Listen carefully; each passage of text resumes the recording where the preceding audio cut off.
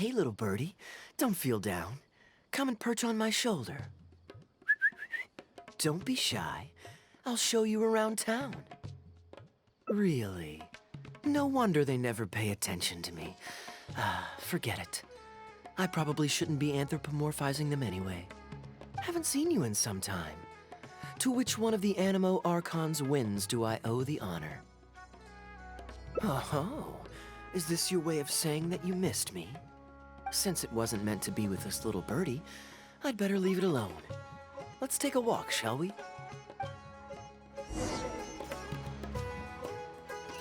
If you're wondering why I'm here, Jean's been worrying about trade safety recently.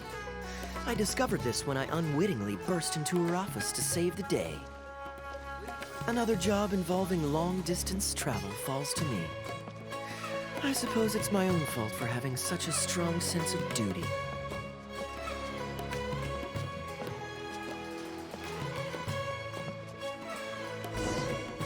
Still, on the bright side, business is now taken care of, and I have unused travel funds, so I was planning to...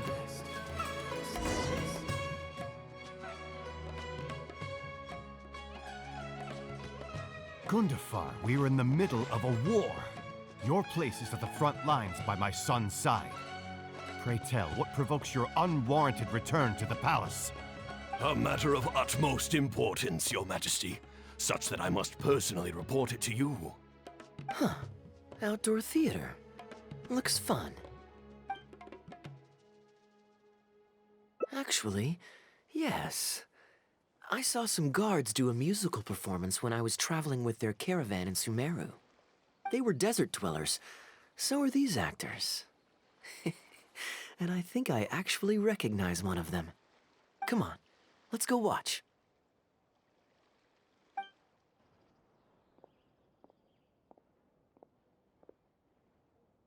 Your Majesty, not only has God bestowed the throne upon you, but your beloved son, Prince Kubad, has led our brave warriors to victory against Frasyav's army.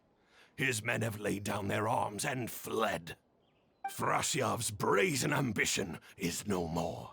He has bowed his head and now presents to your Majesty an offering of treasures and hostages, as well as a plea for peace. My king, this battle has finally restored the dignity of our people. Moreover, with Frasyav's offer of land comes the opportunity to expand our borders, as your Majesty so greatly wishes. His Highness the Prince and I believe this peace settlement will be a great boon to our nation. It is for this reason alone that I have removed my armor and made haste back to our halls from the front lines. My king, what say you to this proposal? Ah, it's the tale of Prince Kubad. Ever heard this one? Don't worry, I still remember the general plot. Let me fill you in on the background while the king deliberates. The main characters are the brilliant Prince Kubad and his war-hungry father, King Kabus. The one talking to the king right now is Gundafar, the prince's tutor. When the prince was young, the king was deceived by a malicious rumor that the prince had mistreated his stepmother. He demanded that the prince walk through a blazing fire to prove his innocence. Miraculously, the prince emerged unscathed, thus proving his innocence. But the seeds of doubt had already been sown in the king's mind. Now uneasy in the presence of his mistrustful father, the prince requested to be sent away to the battlefield where he would fight against Frasyav's army. That's the enemy general we heard them mention just now. This is the part where the prince has won the war and decided to forge a peace with the rival nation. He wrote a letter recommending peace to his father. Oh, it looks like the king's made up his mind. Let's keep watching. Frasyav lost because he did not have the blessing of God. Our God will always watch over us and punish our enemies. Once the bells of war have begun to toll, they shall not cease until the blood of our enemies fills the land. There can be no victory until the last enemy soldier has fallen. If Kubad still wishes to be my son and hold the intaglio I bestowed upon him as proof of his royal blood, then he must obey my command. Your Majesty, I must caution that a nation destroyed is not a fallen city writ large. Now, the loss of one city strikes fear into the hearts of our enemies, compelling them to accept defeat and cede land in exchange for peace. If, however, we insist on bringing a whole nation to its knees, then so long as a single person is left standing, they will see us as their sworn enemy, and one day return to us tenfold the pain that we have inflicted on their nation and family. My king, a people is to their nation as wild grass to the open prairie. Though we burn down the whole field and spare not one blade of grass, roots continue to grow unseen beneath the surface. Come the spring, it is all but inevitable that fresh green shoots will rise up from the ashes. Cease, Gundafar. Your mind grows dull in your old age, filled with naive delusions. We shall have no more need of you on the battlefield. As for my son Kubad, I will summon him back to the capital, so he may be tried by a court-martial. What are you saying, my noble king? Why must you mistrust your own flesh and blood, and sink ever deeper into the blight of hatred? When he was falsely accused, you once doubted his honor, and made him walk through a raging fire. Did he not prove himself worthy by emerging unharmed from the flames? Now you would turn me away, when I seek only to provide the wisdom of counsel. What is the justification for this? The justification is that my word, not yours, is the law of the land. Cease and be gone, Gundafar, so you may spend the rest of your days with your wife.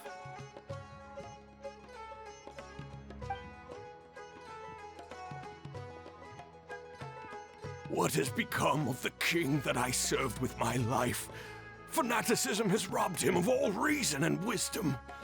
Peace is surely the most favorable path for our nation, yet he refuses to accept it. I must think of a way to seize control of the army back from the hands of my wayward son, that they might continue the fight to the end. Perhaps the first task should be this.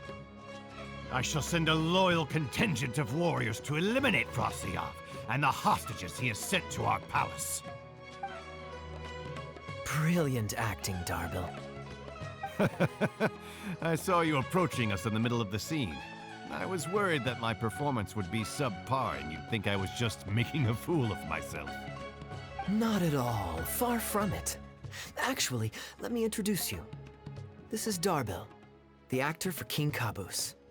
When we first got to know each other, he was still a guard for one of the merchant caravans.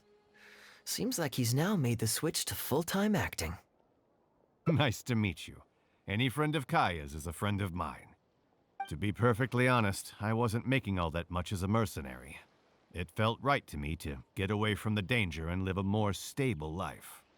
I was already pretty good at telling stories, so I just recruited a few friends and started performing shows all over the country. Full disclosure, we had to put this little stage together using whatever wood and cloth we could borrow. It's really low budget. Anyway, we're all good enough at acting to get through the motions, but none of us are any good at coming up with a script. Everything we tried to write just sounded off somehow.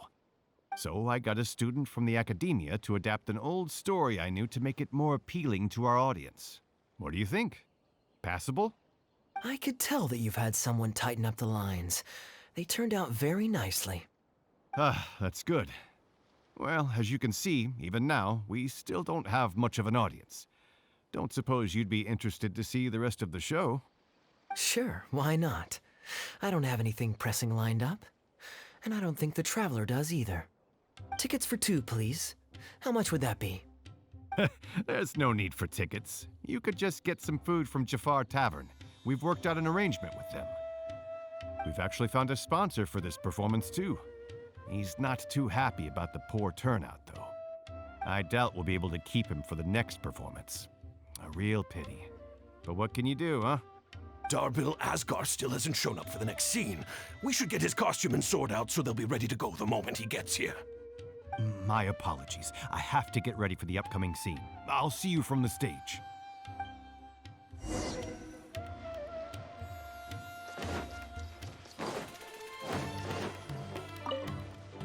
Would you two like to order some food? What can I get you? If you're looking for recommendations, today's special is the tandoori roast chicken. Bear with us a moment. we're just going to take a look at the menu. I was at Port Ormos discussing some business opportunities, and some crook was trying to pull a fast one on me. Darbil took pity on me and politely asked him to make himself scarce. He's a good guy, a decent storyteller too. Quite an interesting character. There's a lot of fun to be had if you hang around interesting people doing interesting things. Especially if you're in the company of an interesting friend. That's my secret formula for staying in a good mood.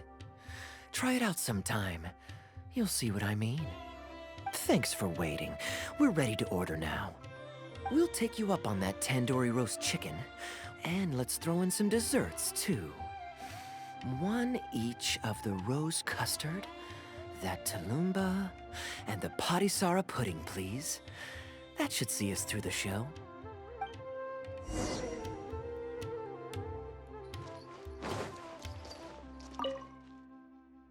We've got good seats, close to the stage, but also not too crowded. We can watch the show as we eat. If I remember correctly, the next scene should focus on the prince. But I won't spoil it for you. You have to experience it for yourself. You could say that. It's always stayed with me because it's hammered home a cruel but realistic truth. People do not choose where and when to be born. Yet the circumstances of their birth define the choices that they will have for the rest of their life. Here you are. The check's on the table, too. Just call me over when you're ready to settle up. No need. I'll pay up front. Here. Keep the change. Thank you, sir. Oh, but this is too generous. Call it a token of my gratitude for the excellent service. The food all smells wonderful, too, so please pass my compliments to the chef. Thank you so much, sir. Let's dig in, traveler. Hey, Kaeya. I'm so sorry, but the actor who plays the prince has run into some difficulties and won't be able to make it. We can't do the rest of the show without him, so I'm really, really sorry, but we'll have to call the show right here. Ooh, that would be fun. I wouldn't say no. Darbil, would you lose any income if I were to mess this up? Not really. I mean, there's not much of an audience here anyway. I wouldn't want to take too much of your time, though. Don't worry about that. I like to be spontaneous now and then. Spice things up a little. Let me think. Well, you already know the story, so you just need to memorize a few lines. You know what? This might actually work. Ah, wait, but Kubad has a specific costume he's supposed to wear, and there's no way you'd fit into it. Switching actors is one thing, but wearing street clothes on stage would really ruin the immersion. Yeah, I don't think this is gonna work. Well, good thing that I've actually got a costume with me. It goes pretty well with your stage, too. You're kidding. Can you show it to me? Sure. If you can show me the way to your changing room. It's in the restaurant. Follow me.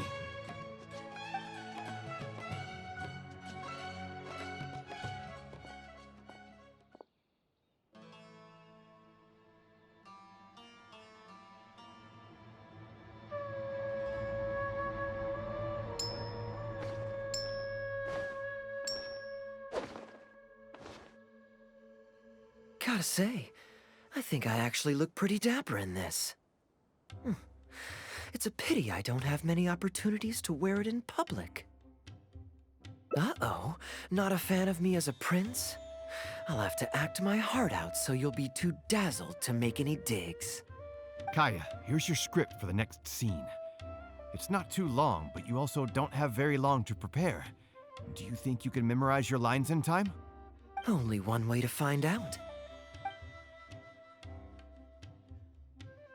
Okay, I think we've covered all your lines and movements on stage.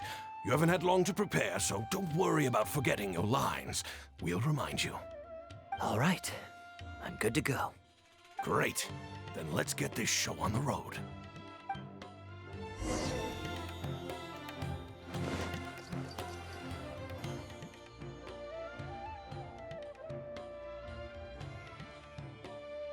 General Kubad, son of Kabus, the fate of this battle is clear. I beg you, please spare my few remaining men. They no longer have the strength to fight back. Frasyav, though you now lead only the husk of a once mighty army, I have no desire to crush your dignity.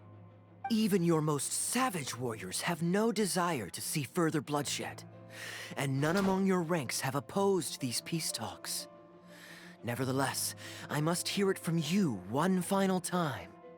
General Frasyav, do you agree to sign a treaty in good faith and commit from this day forth to peace between our nations? With my army in ruins, I am in no position to do otherwise, but on this, I give you my word. Yes, let us end our hostilities and send our surviving men home to their families. We share the desire to lay down our arms for good and liberate our hearts from the dirge of hatred. Then as God above is our witness, by the authority vested in me by this intaglio of King Kabus, I hereby declare that I will spare your hostages and what remains of your army. May peace be restored to this land, and may these fields of war become a place where crops grow aplenty. My tutor, Gundafar, has already made haste to my father, the king, with the recommendation of a truce. It is my sincere hope that he will see that peace as a path to prosperity and grant me his blessing. Prince Kubad, your name is renowned throughout your land and ours. I will place my hope in your words. One will find on a battlefield no master of ceremonies, nor the paper on which a treaty may be signed. In their absence, let us raise our weapons and swear an oath. I, Kubad, son of Kabus, hereby pledge protection to you and all of your kin. May the oceans be stained red with my blood if I am ever to renounce this oath. Wow, your friend is so dreamy. He's not a real prince by any chance, is he? Hey, Rishana, you don't want to miss this. The good-looking guy who left that huge tip is acting on stage with Darbel's troupe. Darbel's one lucky man. I return, Your Highness. I hope I'm not too late. Have you already promised peace to Frasyav? Nay, I am not so rash as to preempt my father's blessing. I promised only what I could so far, the safety of his kin. My child, I must share with you the gravest news. Kabus has become blinded by fanaticism and hatred, and will stop at nothing to vanquish every last man under Frasyav's lead. How can this be? You mean to say that my father has rejected our proposal for peace? He has indeed. I urged him to reconsider, and for this I was rebuked and dismissed from his service. But far stricter punishment than this awaits you, should you return home with your troops. Please heed my warnings, dear child. I dare not imagine what unspeakable atrocities your father intends to commit. Nay, the truce must stand. I cannot renounce my oath. How can man claim to stand above beast without remaining true to his word? The masses have grown weary of death and conflict in both our nation and theirs. Are we all now to bend to his will and massacre countless more to satisfy a desire that is his alone? When I departed my beloved home to fight in a foreign land, I did so to honor his wishes and for my duty to our people. Alas, is this fate's grand design? Is this fate's grand design? Kaeya, the next line is, "Alas, is this fate's grand design, that I should spend the rest of my days in a foreign land, till I am laid to rest in a grave far from home?" Must it be so? Huh? Wait, that's not part of the script. Kaeya, did you not hear me? My dear audience, I ask you this. Do you believe in fate? If fate decreed that your life was to end in tragedy, what would you do?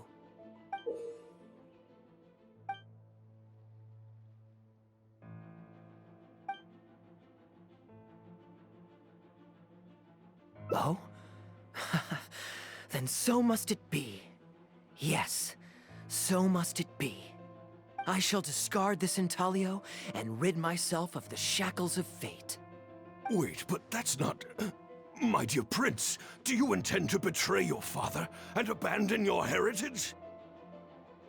Fate means to send the machinations of war to every corner of the land, to fan the flames of conflict till they engulf the entire world.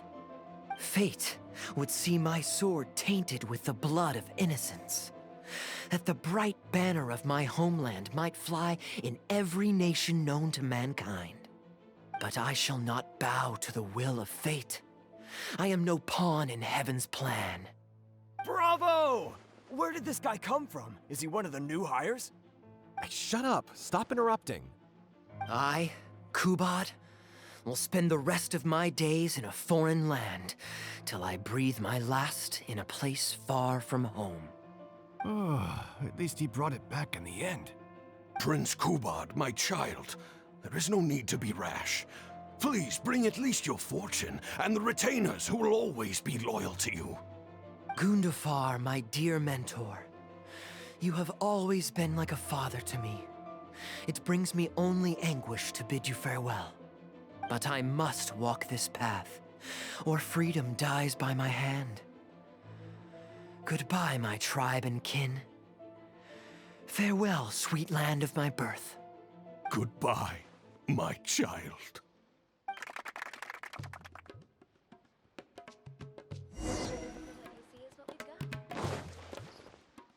Ooh, it's Prince Kubad. Could I please get your autograph? Why, certainly, ma'am. Ooh, thank you. I'll just go find a pen. Feeling more like a fan now? Acting is quite fun.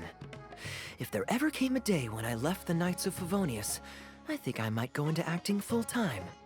Darbil, could you introduce me to this young man? My apologies, Master Toos. I somehow missed you in the crowd earlier. I was some distance away. I just came over near the end after I noticed a large crowd gathered around the stage. The performance was outstanding across the board. I knew that the poor turnout over the past few days was just bad luck. It was only ever a matter of time before you hit it big. The improvised section was particularly good. I think you could include some improvisation as a staple in future performances. As for the prop he threw, no need to get it back. It's fairly cheap anyway. Thank you, sir. And a big thanks also to our wonderful prince. Had Kaeya not agreed to fill in, he might have disbanded right on the spot. Kaeya, was it? Well, young man, I must say you've made quite the impression on me. My caravan is always loaded with the finest food and wines. You're welcome to visit at any time. Thank you for the invite, sir, but I'm afraid I've reached the end of my time at Sumeru. I'm sure that my friends and family in Mondstadt must be missing me terribly. Well then, consider it an open invitation. Once you've been bitten by the travel bug, my friend, you'll be getting itchy feet again before too long. My door is always open. If you're ever interested, please ask Darbil to reach out to me. Darbil, we can continue discussions on the sponsorship once you've wrapped up today's show. I'm going back to the inn. Thank you so much, Master Toos. I'll see you shortly. Seriously, Kaeya, thank you for bailing me out again. You're a good guy. May the gods bless you. You know, you should stay for a few more days. I owe you a meal at the very least. Darbil, Asgar is back. He lost track of time playing Genius Invocation TCG. You've got to sort him out. Genius Invocation again? Ah, that does it. That kid's not getting away with it this time. Please excuse me, Kaeya. I will be right back. Sure, there's no rush. Okay, I think they're all gone. Let's slip away now while we can. All right, this should be far enough. Don't think they'll find me here. People were starting to expect a lot of things that I didn't sign up for. Besides, the missing actor is back now. Darbil shouldn't be needing me to stand in again. I don't mind socializing, but compared to chatting over food and drink, I much prefer just going wild on the stage. What about you?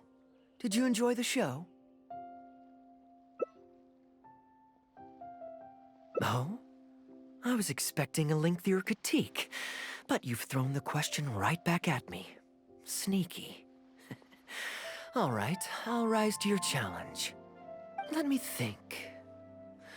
All the world's a stage, and all the people merely players. Does that answer your question? Perhaps there's an inept god out there deciding everyone's fates, much like the academia student drafting Darbill's scripts. Yeah, inept is a good word for it.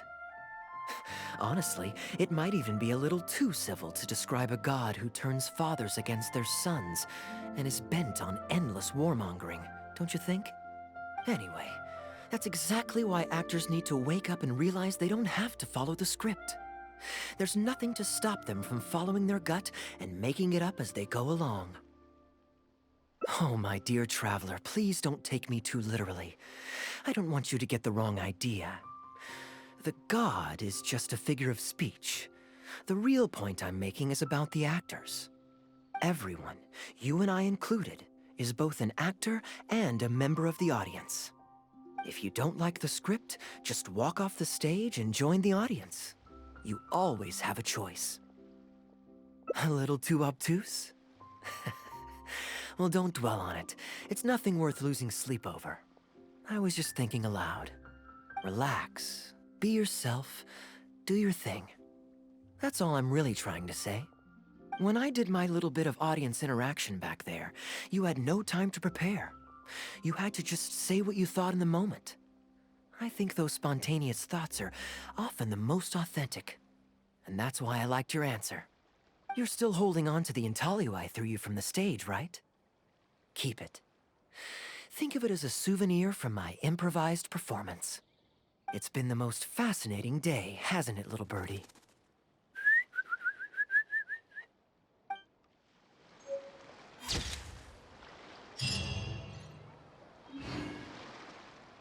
Ah, yes. Here's what I was thinking about the unused funds. Given that the acting Grand Masters saw fit to allocate these funds to my trip in the first place, I think it's my responsibility to make sure that every last mora is put to good use. In other words, what do you say we find a way to spend the remaining budget? Perhaps a fancy meal at a nice restaurant? Or a river cruise that takes in the sights of Sumeru City? Or we could buy a few nice mementos to take home. Hey, no need to put it like that. Let's keep walking. We can consider it some more on the road. The rules of the Knights of Favonius state that any and all expenditures during a business trip are counted as travel expenses. That's more than enough justification to live a little. Of course, with me being here on my own, it was looking like a wasted opportunity. But now that I've run into you, why don't we make this a joint trip?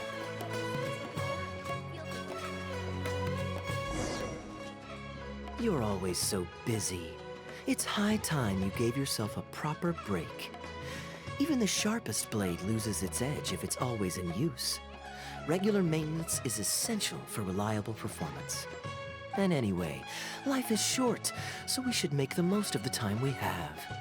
Right now is the perfect time to relax and enjoy ourselves.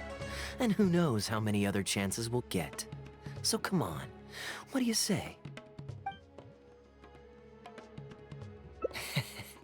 Now I remember why you're an honorary knight. Of course being tempted by money is beneath you. Your honest character is dazzling to behold.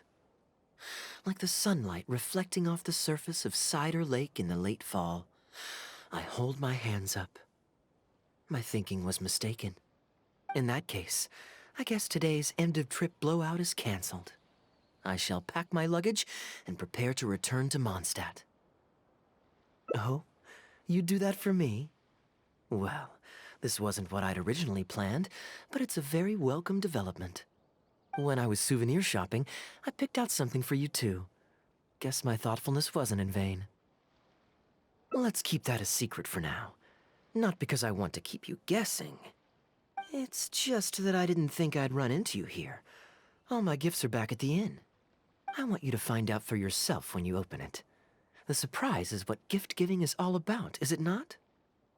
Then it's settled. We'll leave together shortly.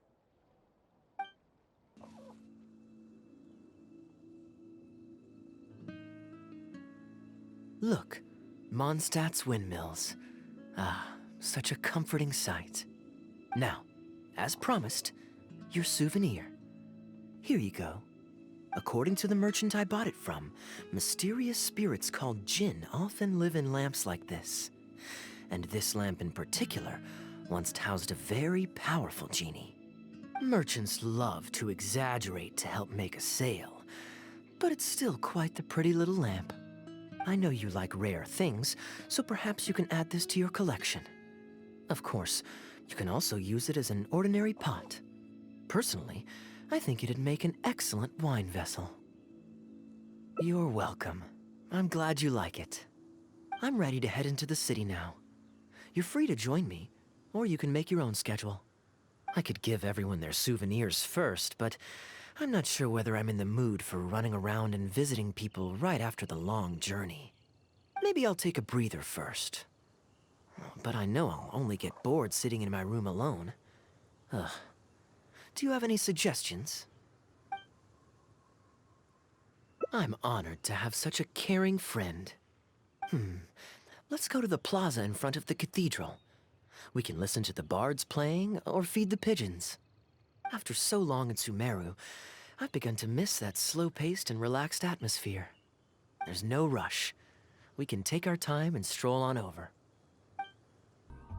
Port Ormos is always lively, even late into the night. People there go to bed much later than I imagined.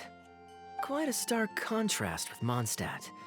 People pray and play music in the cathedral plaza during the day, but come nighttime, the streets are deserted except for the knights on patrol. Good question. Life in Sumeru is never dull. Last time I was out drinking on the street at night, some passing mercenaries invited me to dance. Although, I did learn later that that kind of thing is highly unusual even there. They must have been in a very good mood that night. They taught me a lot of songs that they usually sing during feasts. It really was a fun night. But be that as it may, I think I'm more suited to the free and easy life in Mondstadt. Simple, honest folks like me, we don't need much to be content. Fair enough. Let's shelve that discussion for now. Have you ever had a chance to hear the cathedral choir before? The hymns they sing are a whole tradition in their own right. Quite different from the folk songs that the bards play. Well, let's see if we can catch them today. Sister Grace is right there, so we can ask her about the choir's schedule.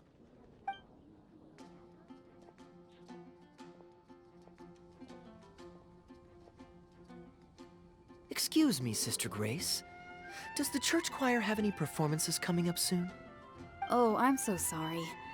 The hymn concert we previously announced has unfortunately been pushed back. Oh? What's the story there? As you probably know, Captain Kaeya, we've been trying to organize an amateur choir in addition to the regular church choir. Ah, yes. I heard about that. I believe the plan was ultimately to have different choirs who can take turns to perform hymn concerts. Yes, exactly. Well, it turns out there are plenty of believers who are good singers and interested in joining a choir, so in theory, it should have been a simple case of getting everyone in the same room, then practice, practice, practice.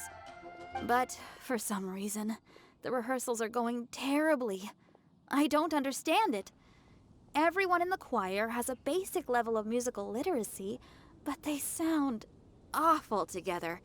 It's like everyone's trying to do their own thing. There's no group harmony. Oh, maybe I'm just not musically gifted enough to give them the guidance they need. Captain Kaeya, I know you like listening to hymns. How good is your understanding of vocal music? Me? Music is far from my forte. But if you need some help, then don't worry. I know an expert who's more than up to the task. Thank you so much, Captain Kaeya. Having some expert guidance will definitely be a great help.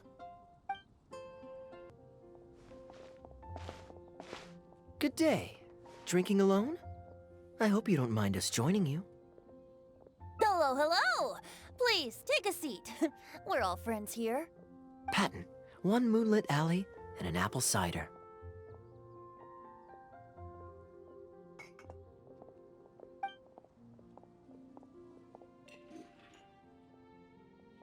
Ooh, excellent choices. Come on, let's have a toast and drain our glasses together. Here's to the time spent drinking with friends, which is more unforgettable than the drinks are delectable. Ever the poet, Professor Venti. A beautiful toast from the bard with the most. Any new songs of yours we could listen to? There's a real dearth of quality entertainment at the moment, since the cathedral's choir performance has been delayed again. Speaking of which, I trust you've heard Sister Grace's choir perform before? Of course! Though the format is a little on the formal side, they do sing quite beautifully. Very pleasant to listen to. So you'd say you enjoy listening to hymns? Let me think. Well, however it's expressed, as long as you can hear the singer's passion and joy in their voice, I consider it a phenomenal performance. Passion and joy, huh? An intriguing perspective. By this logic, I suppose Lord Barbados would also enjoy the choir's performances. Oh? And why is that? Think about it. It's only because of his patient guidance and protection that the people of Mondstadt can now sing such beautiful hymns in the cathedral. It must be quite satisfying for him to hear a joyful people lift up their voices in song. Yes, well, that's a beautiful image filled with hope. But actually, maybe Barbados himself doesn't give it so much thought. In principle, the hymns of the cathedral are dedicated to a god. But in reality, the audience are all ordinary people with very worldly concerns. So what really matters is that the people enjoy what they're listening to. If Sister Grace was able to see things that way, perhaps she wouldn't feel so distressed. Huh? Distressed? About what? Ugh, she might be asking a bit too much. To be honest, if they have a natural talent for music, they should just be allowed to sing whatever they want. It'll all sound good. I'm pretty sure the first people to sing songs to the Animo Archon weren't all singing the same tune. Besides, he is the god of freedom. Surely he'd prefer to hear Mondstadters sing their hearts out however comes naturally to them. Well, to each their own, I say. But Sister Grace seems quite bothered by the whole thing. If only a kind soul with a deep understanding of poetry and music could help her. Patton? More drinks? Uh-oh. I only brought enough money for 1 bottle today. I'll have to pass. Another bottle of apple cider for Venti, please, Patton. My treat. Wow! Thanks, Kaeya. You are one of the finest students ever to emerge from my fast-track love poetry class. I always did admire your enthusiasm and kindness. With the aid of this bottle, a humble bard's woes are whisked away on the wind. And so it falls to this humble bard to pass the blessing on to another. Then this is probably the single most worthwhile alcohol purchase I've ever made. With your help, Sister Grace's problems are as good as solved. Sister Grace is a devout follower of the Animo Archon. Perhaps it's her depth of devotion that causes her to worry too much about the smallest things. Don't worry. Just wait a moment. I'll go find her. Right after I finish this cider. The next time you visit her, our sweet sister shall be sad no more. Hello, Sister Grace. How are the rehearsals going? Captain Kaeya, your bard friend has a few suggestions that are somewhat fanciful in nature. Fanciful in the sense of not worth adopting? Is that what you mean? Everyone in the choir loves to sing, but they're used to singing their favorite songs. Suddenly asking them to sing in perfect harmony like a church choir with years of experience is just too difficult. So, why ask them to adjust to the demands of those staid old church hymns when you could just create a new song for them? One that they'll be able to grasp quickly? If you want, I could help. Church choirs typically stick to traditional hymns. This is certainly an innovative idea. What's stopping you from considering it, Sister Grace? While I don't expect a recently established amateur choir to perform on par with our own church choir, this would be a major departure from tradition. I'm just not convinced that it's appropriate. Is the Church of Favonius really such a stickler for tradition? Giving believers the chance to express themselves freely seems like it would be a very positive thing. So Venti, do you think the Animo Archon would like to hear a new melody? Of course! This was the wish of the people when New Mondstadt was first founded. Okay, well let's see what our other friend thinks. Traveler, what are your thoughts? Another vote of confidence. Maybe there's hope for this idea yet. Maybe it's just a generational thing, but... Oh, well, it's not a completely unreasonable idea. I suppose it can't hurt to try. Looks like we're all in favor then, so let's start preparing. Sister Grace, could we trouble you to inform the choir members? Of course. I'll tell them now, and then we'll give this a try. Should we find some people to help us compose the lyrics? If this is to be a new song of the people, then the more fresh ideas we have, the better. Good idea. Let's split up and find some contributors, Traveler. Let me think. Since we're composing a song, we should try and recruit at least one person who understands music. Aha, I know. Sister Grace, how would you feel about us asking Sister Barbara to provide her input? Given that the idea is to write a song dedicated to Lord Barbados, I'm sure Sister Barbara would be very willing. Perfect. Traveler, why don't you head into the cathedral and invite Sister Barbara to join us? I'll look for another friend who's interested in helping us.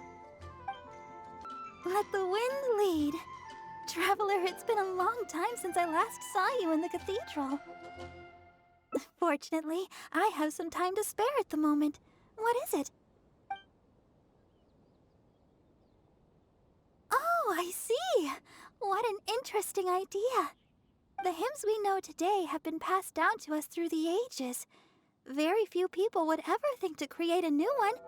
But as long as we put our hearts into it and write with reverence and devotion, perhaps our new song can become part of the tradition that is passed on and bring joy to future generations. I never imagined that the Bard would come up with such an amazing suggestion. I'd really love to be a part of this. Sure. Let's go there together right now. Ah, you're here. You took your sweet time. I've seen Kaeya play Genius Invocation TCG, making up a bunch of baloney to distract his opponents. He's a trickster plain and simple. So now, I gotta check with you guys to see if what he's saying is true. Can we really write about anything we want in this song? Even the evils of Mondstadt's wine industry? And is the choir really gonna perform it publicly? So everyone on the streets will hear it? I can guarantee he won't. Then I want to write this. All booze hounds will be punished harshly by Lord Barbados.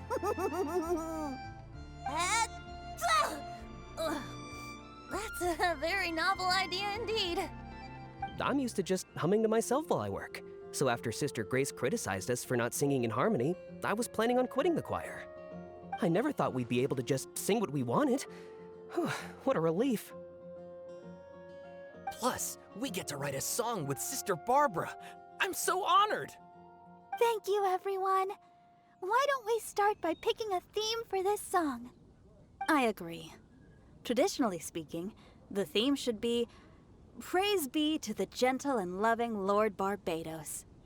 I expect that Professor Venti might feel that topic is overdone and lacks originality, and that it may not be to Lord Barbados's liking. That's Kaeya for you. Got it in one. I'd suggest that everyone start by thinking of the little things in life that bring you joy. Ooh, well then can I praise the perfect fish head soup my mom cooked last night? Of course you can. I think I'd like to rejoice in the precious days spent together with family. Let us praise Mondstadt, the city that allows us to sing freely. See? Already we have lots of wonderful ideas. Let's write them down, and then Kaeya can... Kaeya? What are you doing here? Didn't want to participate in the discussions? I just wanted to take you to hear a performance, but that obviously didn't happen thanks to the problems with the choir rehearsals. The rehearsals are now back on track, so I've done my part. If I stay here any longer, I'll probably get roped into singing with them.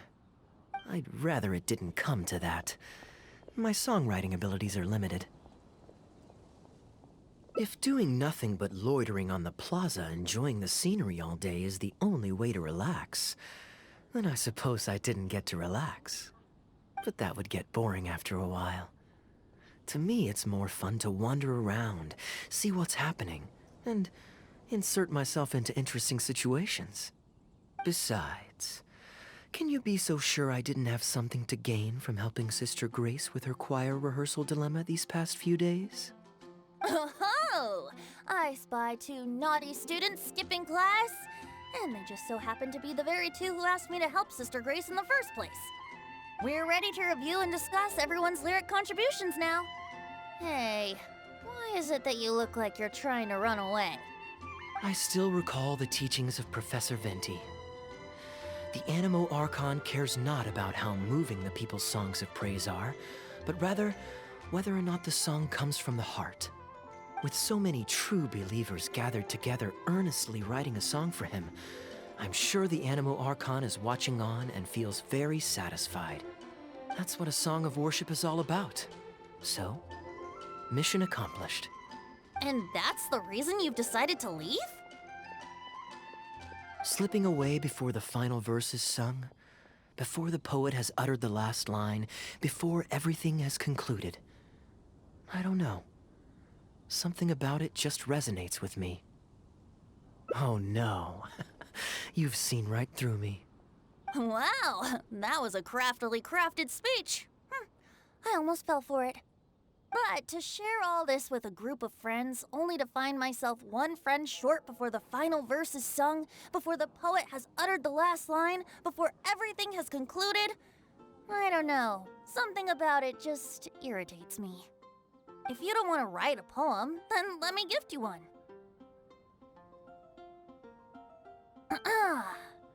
Abandoned to whatever fortune the cruel waters bring, bereft of control, directionless I swing. The swift currents surge, and onward I urge, through the snow and frost that fall and winter bring. Majestic waves cresting, surf roaring its tail, none but the ocean to hear as I sing. The stars in my eyes as I chart toward the horizon, that into one day from the endless dome of night I shall spring. If you are a chaser of freedom, the Animo Archon will bless you. So why not let those feelings out and sing with everyone?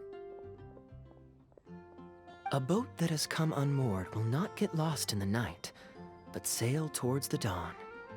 A beautiful image. Of course, you don't have to believe in it, but the winds of Mondstadt will guide every lost ship back to safe harbor. Well, after a fine poem like that, it would be plain rude of me not to rejoin you. Let's head back together. You 2 of all people have to be there for the grand finale.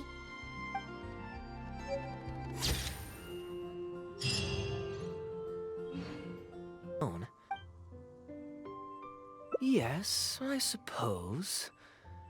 Okay, souvenir run it is. They're mostly people you know, so it'll be a chance for you to say hi to some people you haven't seen in a while. Let's start by going to the Knights of Favonius headquarters. Jean and Lisa will definitely be there, and with any luck, we might run into a few others too.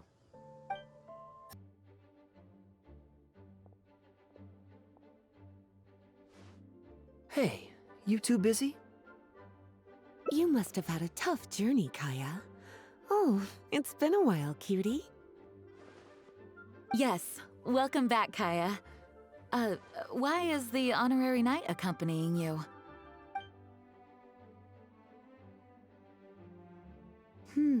I understand. Back to matters at hand, Kaeya. I have already received your report. You did well this time, thank you. A few days ago, we received a letter from the representative of the Wine Merchants Association in Sumeru. It was thanks to your on-the-spot decisions that further losses, due to continued delays, were avoided. Just doing my duty. Anything to reduce the acting Grandmaster's workload. Oh, I nearly forgot. I have some unused travel funds. I'll return the surplus now. Given the suddenness of the situation and the difficulty in resolving it, I authorized a greater than normal disbursement in case of unforeseen circumstances. But I didn't think there would be this much left over. Thank you, Kaeya. Just doing the right thing. But I'm not actually here for a post-trip debrief. I brought some souvenirs back for everyone. Souvenirs from Sumeru? Here, the letter opener is for Jean, the jeweled brooch is for Lisa, and the items in the box are for everyone else. The artistry of this is exquisite. Look at the ornamentation on the sheath. This must be one of those crafts unique to Sumeru. It's my first time seeing one in person. Thank you, Kaeya. I love the color of the gem in this brooch, and the setting is so elegant. You have excellent taste, Kaeya. This can't have come cheap. It wasn't too bad. I didn't spend too much. Might I intrude a moment? Albedo, is that you? Come in. I finished the latest quarterly expenses report for the workshop. It's ready for your review. Traveler, greetings. And Kaeya, welcome back from Sumeru. I haven't seen you in a while. You two look like you're in good spirits. As a matter of fact, the honorary knight and I traveled back from Sumeru together. Ah yes, and I brought some souvenirs for you and Klee. They form a set. Hold on, let me dig them out. You're too kind. Klee has been constantly inquiring as to the timing of your return lately. Since you weren't around, she thought you had also been grounded, and that it would be a long time before you could come out. Children always have the most peculiar way of looking at things. Also been grounded? Sounds like things haven't been too dull for you all in my absence. It's Klee's third time this month. Evidently, you're not the least bit surprised. No. On the contrary, what would be a surprise is if Klee ever managed to stay out of trouble for a substantial length of time. Anyway, since my souvenir is part of a set with Klee's, there's no rush to give it to me. When Klee's next, released, I'll bring her to see you sometime. We'll collect our souvenirs together. Sure, makes sense. Leave the surprise for the person who'll enjoy it the most. I'll leave these documents here. I'll take my leave now, everyone. Kaeya, I've approved your vacation request. Use this time to relax and unwind. Don't worry about the report and other work. I'll take care of it. You too, Honorary Knight. There isn't any work the Knights of Favonius require your assistance with at this time, so please take it easy. Thank you. Then we'll be going now. Enjoy your vacation. But don't forget to return the Fox and the Dandelion Sea series before it's due. Don't worry, I'm nearly done with those. I'll be able to return them in a few days. I'm surprised Klee still hasn't escaped. I taught her a few tricks just before I left. Kids will always have their moments of mischief, but to be able to grow up without a worry or care in the world is something truly precious. Well, now that all the gifts for the Knights of Favonius are with Jean, next up is... Ooh, how about we visit the Dawn Winery under the pretext of delivering souvenirs and try to score some free wine? It's been a long time since I last saw everyone there. Plus, it'll be the perfect time to treat you to some of their newest brews. Diluc should be there tomorrow since he has business to deal with. But then there's nothing scheduled for the day after tomorrow, so perhaps it'll be easier to get free wine then. What do you think? When should we go? That works. Then I guess we'll see Diluc. Let's meet at the front entrance of the Dawn Winery tomorrow. You made it. Come on, let's go inside. Brace yourself for some sour grapes.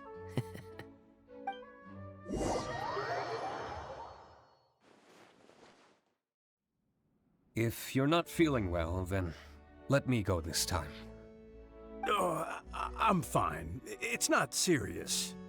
Oh, I'm sorry. I hope I'm not interrupting anything important. What are you doing here today? And I see you've brought a +1. Oh, it's nothing particularly pressing. It's just that we recently returned from Sumeru, and given how long it's been since we last visited the winery, we thought we'd drop by and say hello. Is that it? Make yourselves comfortable then. Oh, do you really mean that? Because my definition of comfortable happens to involve prodigious amounts of your finest wines. Speaking of which, I'm curious where you store the wine these days. Is it the same place as it always used to be? Sounds like you're in a hurry to reach your goal. Been plotting this raid for a long time? Plotting a raid? Why, you misunderstand me. The truth is, a rumor happened to reach my ears recently. My informants tell me that last month, the Dawn Winery spent a large sum of mora on 2 bottles of limited edition Northland Valberry liquor. However, it turns out that they were likely just cheap knockoffs masquerading as the real thing. Of course, a teetotaler like yourself would struggle to tell the difference. So why not get a connoisseur to help you appraise the quality? Ah, wait, but the sterling reputation of Dawn Winery is at stake. Why, if you really purchased bootleg liquor, that would be scandalous. Better to have unknown and insignificant alcohol aficionados do the taste test for you, to prevent word getting out. Quite the story. You used that one last year. Got anything else? What? Really? I totally forgot. In that case, how about the principle of reciprocity? Here, this is for you. I bought it for you in Sumeru, and it cost a veritable mountain of mora. Thanks. Put it on the table. That's it? No comment whatsoever? You want a comment? Okay then. This thing is very in line with your unique aesthetic tastes. Much like that vase over there. Elzer, fetch a bottle of this year's newest batch from the warehouse, or else someone will keep blathering on with endless excuses. One moment, Master Kaeya. I shall fetch it immediately. What's wrong, Elzer? Are you okay? My throat is a bit raspy is all. It got better after I began taking medicine, but recently it flared up again. Other than a bit of difficulty breathing now and then, it's nothing to be concerned about. Many illnesses are caused by overwork. If you don't get enough rest, medicine alone won't solve the problem. Surely you should have long since handed over the work of the winery to Diluc by now. You can't keep being Diluc's butler. He's becoming a louse. Actually, most of the time he... Take some time off, Elzer. Don't put it off any longer. I'll handle the guild matters. It's important to take care of your health. You have to take it seriously. And, cavalry captain, you would do well to remember that brevity is the soul of wit. Master Diluc, Master Kaeya, thank you both. Then I'll take my leave and rest for a few days. Enjoy your vacation. Though, before you officially clock out, let me head out the door with you. We can grab a few bottles on the way. There's nothing quite like enjoying a quality wine while feeling the gentle breeze against your face. Normally I'd accompany you, but unfortunately I still have some pressing matters to take care of. My apologies and regards to both of you. Really? Oh, that's a shame. I asked Connor to select a bottle of our best. He'll bring it by shortly. You asked Connor? He hasn't seen you in a while. He's just happy to be able to do this for you. Considerate as ever. Ah, Elzer, I also brought you a gift. Here, this belt buckle's for you. Such artistry. Thank you very much indeed. I'll put it on as soon as I get home. Glad you like it. Go on, enjoy your time off. And don't forget to see a doctor. Very well, Master Kaeya. I'll be taking my leave now. Elzer is a good guy, and he's very responsible. But with 1,000 different things to worry about each day, that same sense of responsibility wears him down. Master Kaeya, your wine and an apple cider for your friend. All freshly fermented this year. Please, have a taste. Traveler, this one's for you. Oh, very clear. And a full-bodied aroma. That's rather nice. Isn't it? This one's a little on the sweeter side, but I can go grab a dry one if you'd prefer. No need.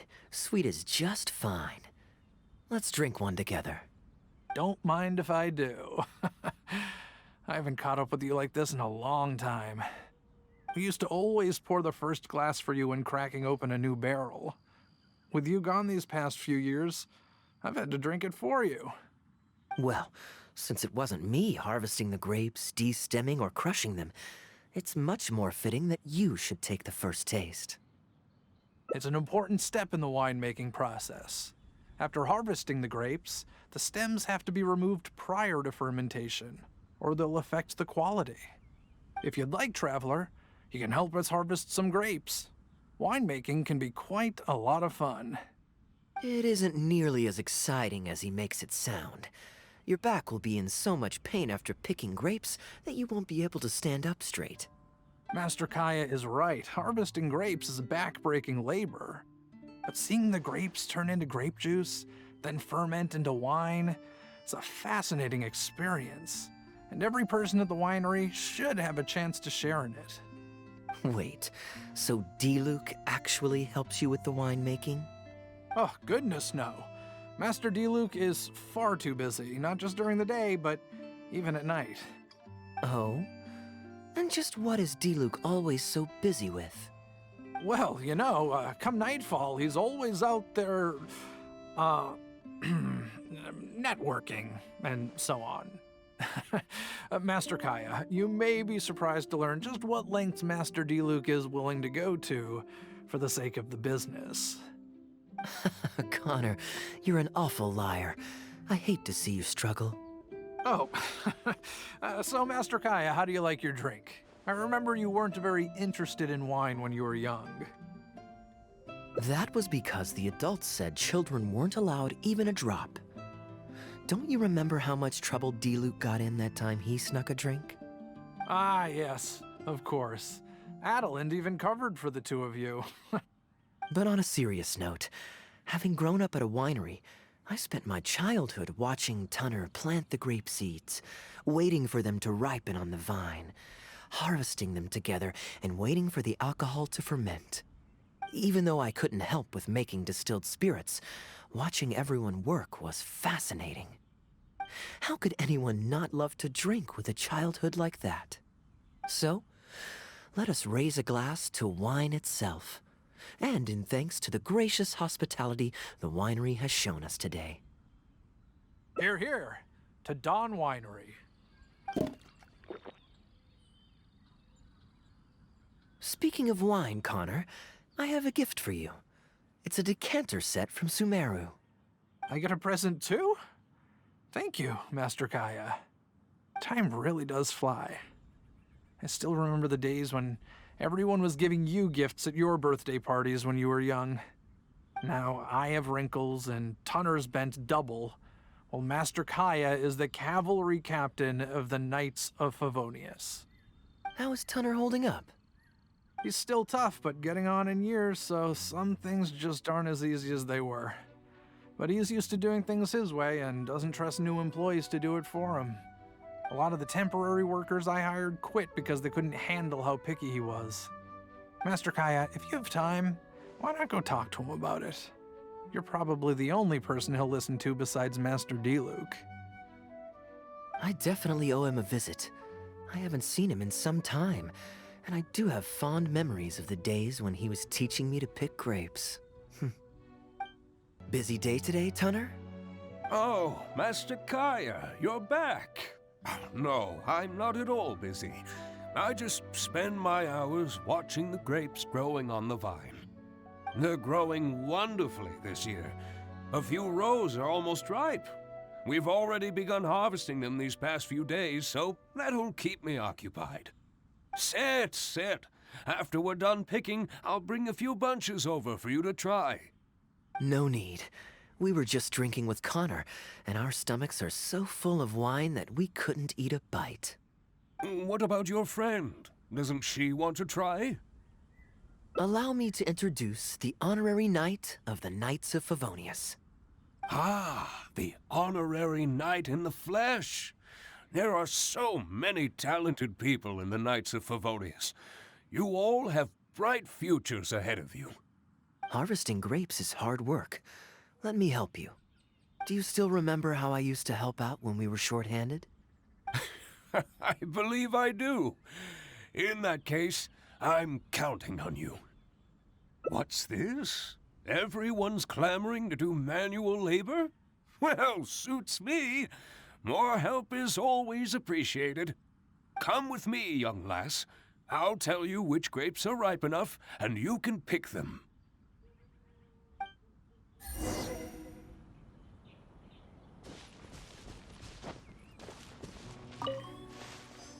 Ooh, you have nimble hands, lassie. Master Kaeya wasn't nearly so careful when he was young. He mangled so many his first time. What a waste. Fortunately, the young master has a good head on his shoulders. Didn't take long for him to get up to speed. And now he's turned into such an outstanding young man, polite and kind. If I had a son as exceptional as Kaeya, oh, I would be the happiest man in Mondstadt.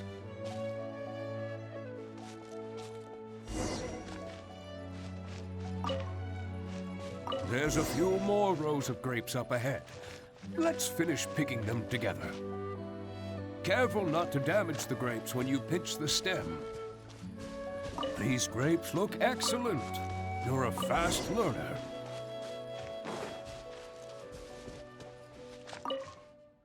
I'll take them. Good job. Master Kaeya left the winery and moved to Mondstadt. Just like my own son, Guy. He left home to join the Knights of Favonius, too. I don't know him like Miss Adeline or Master D-Luke do, but I know that no matter how old your child gets, they always need a home they can come back to. And without family by your side, you at least need the companionship of friends. I've been working here for decades and watched him grow up with my own two eyes. Sometimes I get the sense that there is something bothering him, something deep-rooted. But he guards his secrets closely. Or perhaps he just doesn't want to involve us. After all, I doubt that we could help him.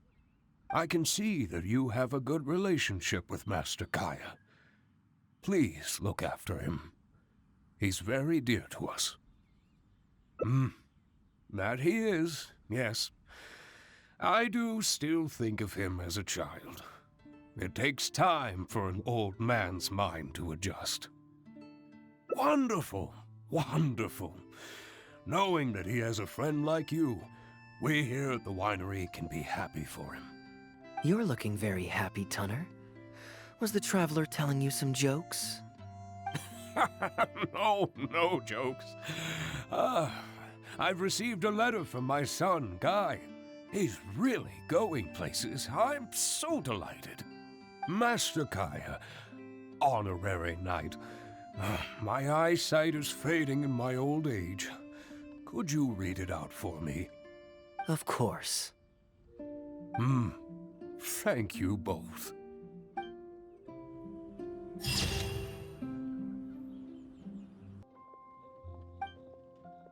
Great. Then it's settled. Let's meet the day after tomorrow at the front entrance of the Dawn Winery. Master Kaeya? And the Traveler? Welcome, welcome. Please, come in. I'll fetch you both something to drink. Long time no see, Elzer. Yes, it's been a while, hasn't it? So what brings you back to the winery this... Sorry. Is there anything I can do for you? No need to be so formal. I just returned from Sumeru and dropped by to see you all. Ah, what a pity. Master Diluc went out to handle business last night and hasn't returned yet. Never mind. The main thing is that you and Adeland are here. Oh, speaking of Adeland, where is she? She's taking some time off. She was busy cleaning yesterday and finally has a bit of time to herself. Perfect. I brought some gifts for you both. Here, this belt buckle is for you. My goodness, it's exquisite. Thank you, Master Kaeya. I'll treasure it. Would you like anything to drink? We recently finished making a new batch of dandelion wine. Well, what perfect timing. I was just wondering how this year's batch was coming along. Let me fetch a barrel and have someone deliver it to the Knights of Favonius headquarters for you. Oh, I won't be needing an entire barrel. A couple of bottles will be more than sufficient. Else Diluc might say I came here to beg. Oh, Master Diluc might grumble, but he doesn't mean it. Anyway, let me fix you both a drink. Much obliged. Then I'll have a glass of dandelion wine and a glass of cider lake for her, if you please. The name is not that literal. It is a drink with virtually no alcoholic content, as Master Kaeya will be aware. I'll prepare them now. Please, wait a moment. Strictly speaking, that's not entirely true. Cider Lake does have a tiny amount of alcohol in it. Please, enjoy. Pleased you liked it. Looks like my bartending skills haven't faded with age. How have you been recently? Is the winery's business doing well? To tell you the truth, we've had our work cut out for us recently trying to fulfill some major orders. Things have only just started to quiet down over the last couple of days. So, you've had no time off lately? Master Diluc was concerned about the same thing. But with him being out on business for a few days, who would take care of business and the guests if I were to take time off? Maybe some other time. At least take half a day to see a doctor and make sure you're okay. If your condition worsens, Diluc will never forgive himself. You make a fair point. If you're worried about having someone to handle the winery, why not leave it to me? I'm familiar enough with your responsibilities to cover for you for a while. Master Kaeya, Please, come back to the winery more often. We all miss you very much. All right. No need for that kind of talk. Come on, I'll see you out.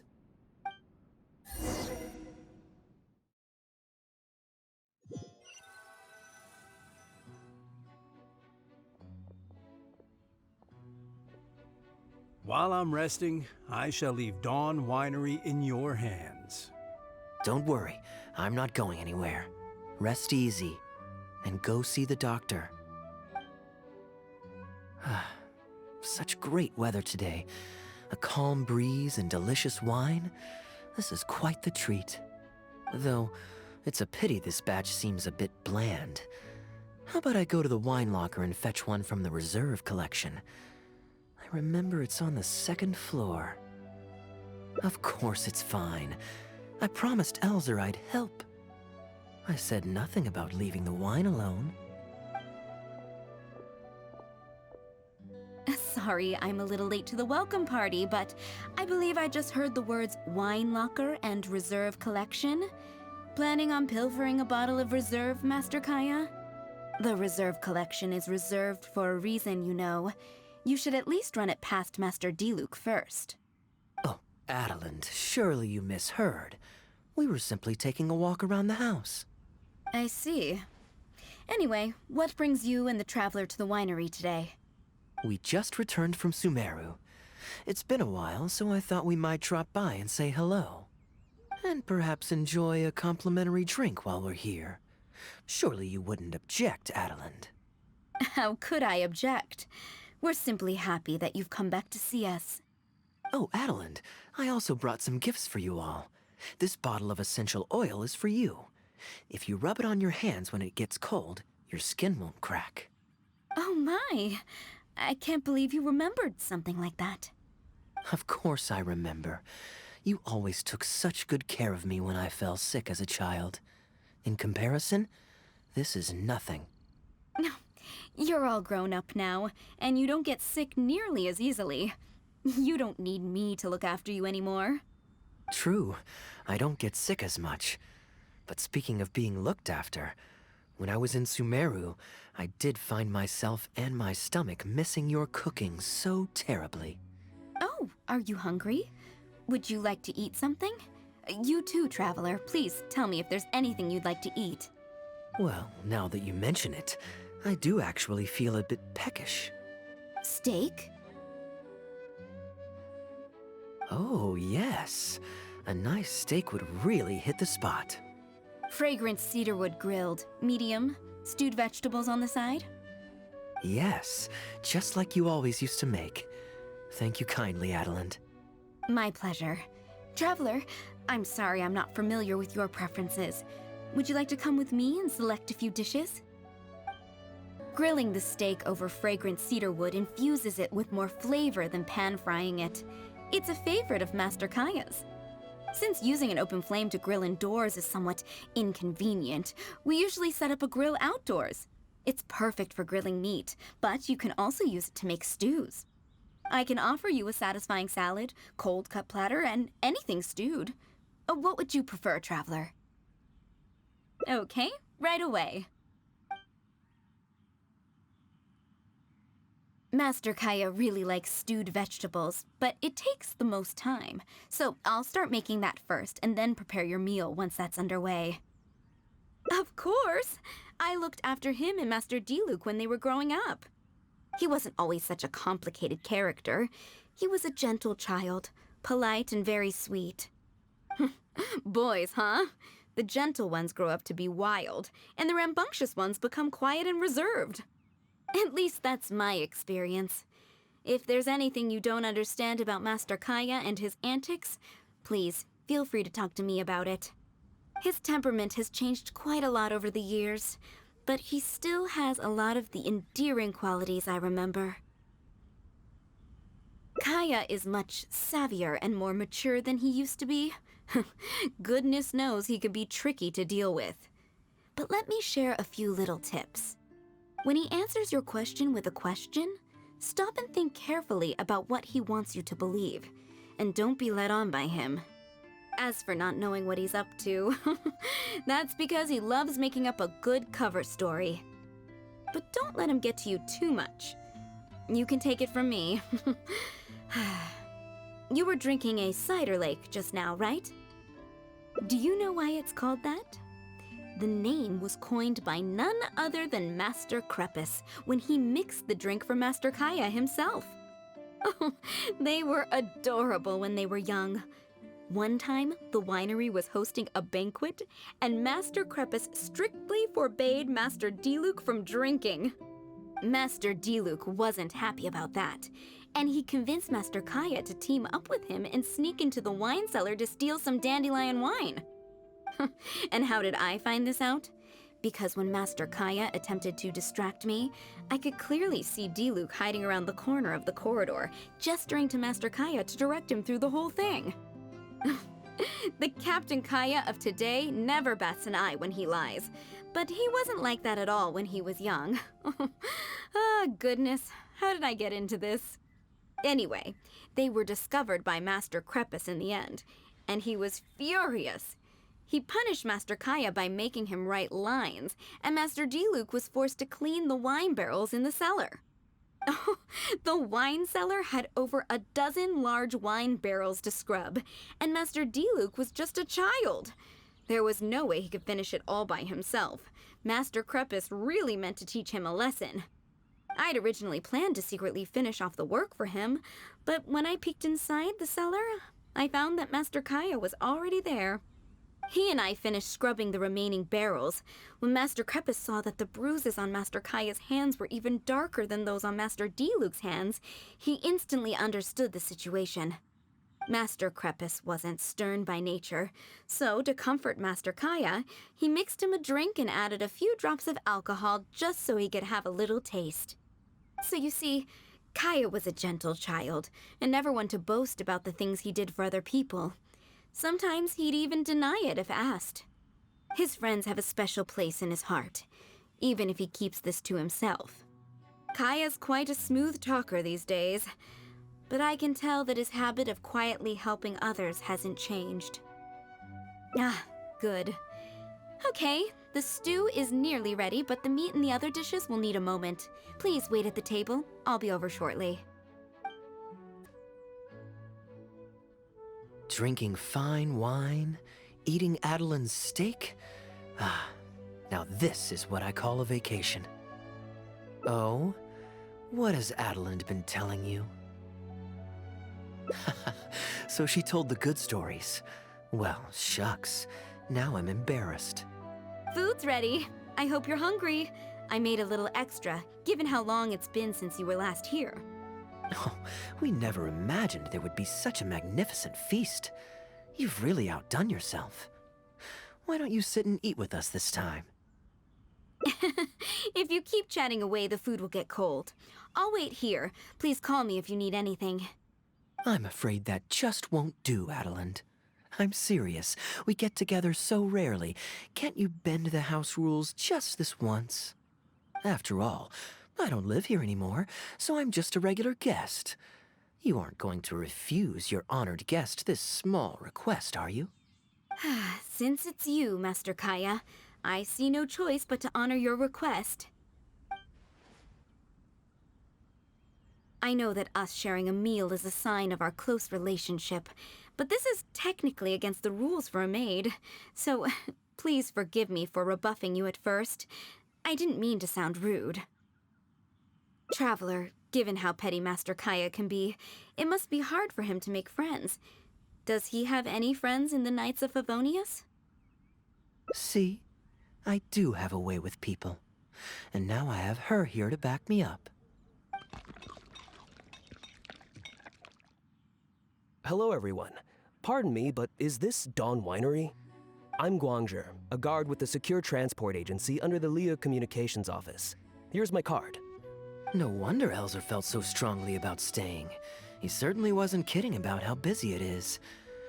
Mr. Guangzhe, a pleasure to make your acquaintance. The pleasure is all mine. The Secure Transport Agency has worked with your fine establishment in the past, though we have only corresponded through letters. I always found it a great pity that I, the overseer of our cooperation, have never had the occasion to visit in person. Why don't we go inside to discuss the details? No doubt the conversation will flow better with some of our wines to taste. Adeline, we'll continue our discussion later. Could you fetch some apple cider for the three of us? Certainly, Master Kaeya. Please wait a moment. And how might I address you, sir, as well as your...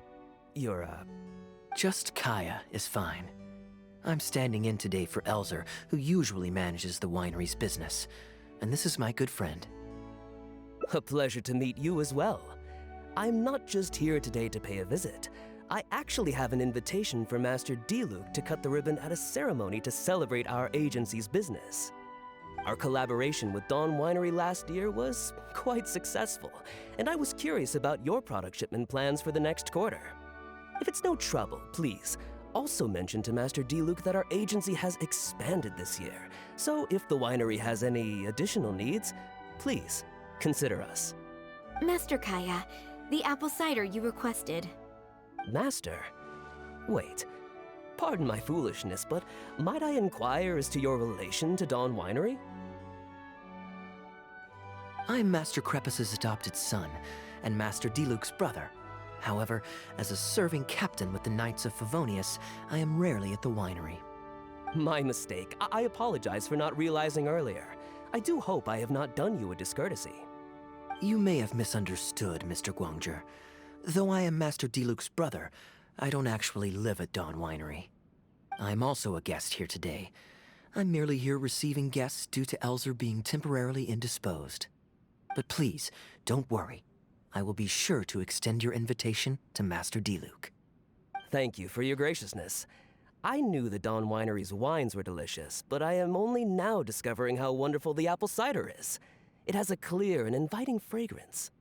In addition to the apple cider, the winery has an extensive collection of reserve wines and liquors. I see you are also a connoisseur of fine wines, so it would be a shame not to sample some. Adeland, please fetch a bottle from the reserve collection in the second floor wine locker. As you wish, Master. Thank you again for your most gracious hospitality. Today's trip was very fruitful. Now, allow your humble servant to take his leave. Please, it was a pleasure. Here's hoping we'll have a chance to share some more fine wines together in the future.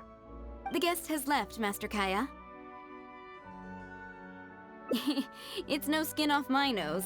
Master Diluc may have a few choice words when he learns of the situation, but that's all. All I really wanted to say is, you will always be a part of the Dawn Winery family, Master Kaeya. I have never considered you an outsider. No matter when, if you ever feel tired, you'll always be welcome here. I understand, Adeland. Oh, now this is a busy day. Who's at the door this time? Hello, everyone. I'm back. Now that was fast. How are you feeling? The doctor said there was nothing to worry about. I just need some rest.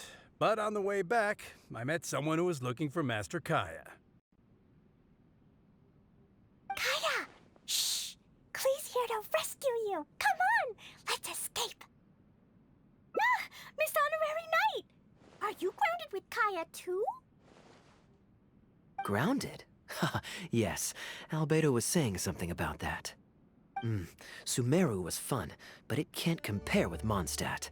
So here we are. You two must have done something to make Jean mad, but that's okay. Kaeya has rescued Klee loads of times before, so when Albedo told me you came back, I went and said sorry to Jean. Kaeya, you're free now! We can go play together again! Oh, if my memory serves me correctly, this child is... This is a fully qualified Knight of Favonius, Klee. Hello, miss. I'm Klee. We're sorry. Please don't ground Kaeya. What? I really need to take Kaeya and Miss Honorary Knight away, so we can go find Albedo, Sucrose, Amber, and everyone else and play together. I see. Hello, Miss Klee. You needn't worry. Master Kaeya's grounding is long over. See, Adeland, you don't need to worry about me. I have lots of people to care for me now.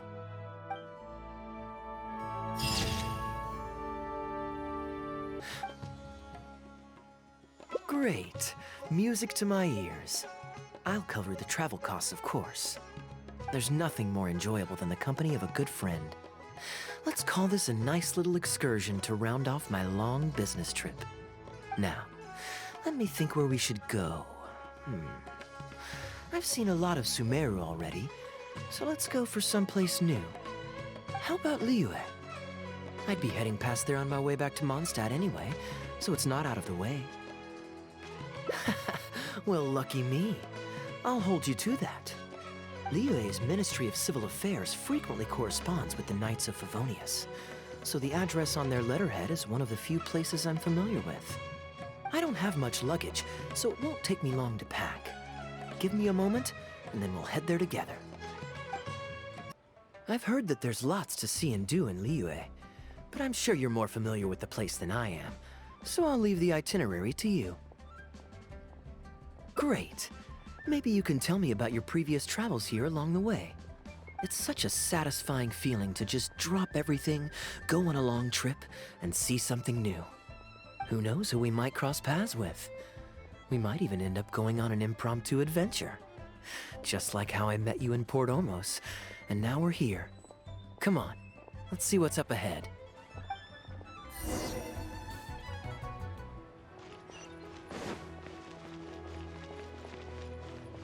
Do you know this shop? It looks pretty nice from the outside. Shall we take a look? Welcome to Mingxing Jewelry. We are a long-established trader of precious stones. Is there anything in particular you're looking for? Let me see. Ah, some nice jewelry you've got here. Maybe I can grab something with a local flavor as a souvenir. What do you think, traveler? See anything that suits my style? I trust your judgment. Ah, you're interested in souvenirs. If you're struggling to decide, you might want to consider getting some jade. You can't go wrong with a nice jade pendant. They're an elegant addition to your look, whatever your age or gender. If you're looking for a specific design, we can make it to your specifications. It does take some time to fulfill an order, however. High-quality jade is hard to come by, so our waiting list is at least a couple of weeks. Oh, that's a pity. I'm just visiting and I won't be in town for very long. So as much as it pains me to do so, I'm afraid I'll have to leave this beautiful bijou behind. No worries at all, sir. If you're looking for something off the shelf, why not go and see Mr. Shurto at the Jade Mystery? He also deals in jade and precious stones. Exactly. But on that note, let me give you a word of advice. There's no risk in purchasing a piece of jade that's already been cut. But you could lose all of your mora betting on uncut rocks. I won't say any more, as I don't want my fellow vendors to think I'm bad-mouthing them. But I think you catch my drift. It's only human nature to spend a little when you're on a trip, but don't be too hasty to part with your cash. The Ministry of Civil Affairs takes everyone's economic well-being very seriously, and they often send out the Millilith to spread public awareness of well-known scams. As guests here, I'd encourage you to watch out for anyone trying to rip you off. I think that's sound advice wherever you go into that. We appreciate it, boss.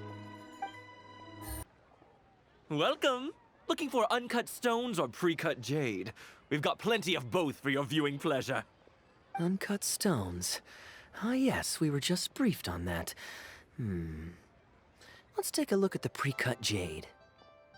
I believe I detect a quiet but distinct tone of apprehension in your words. Please rest assured, there's nothing to be quite so wary about with my business. Feel free to peruse at your leisure. I think you'll find that everything I do here is entirely above board and legitimate, and I sell only pure and unadulterated goods. No scam guaranteed.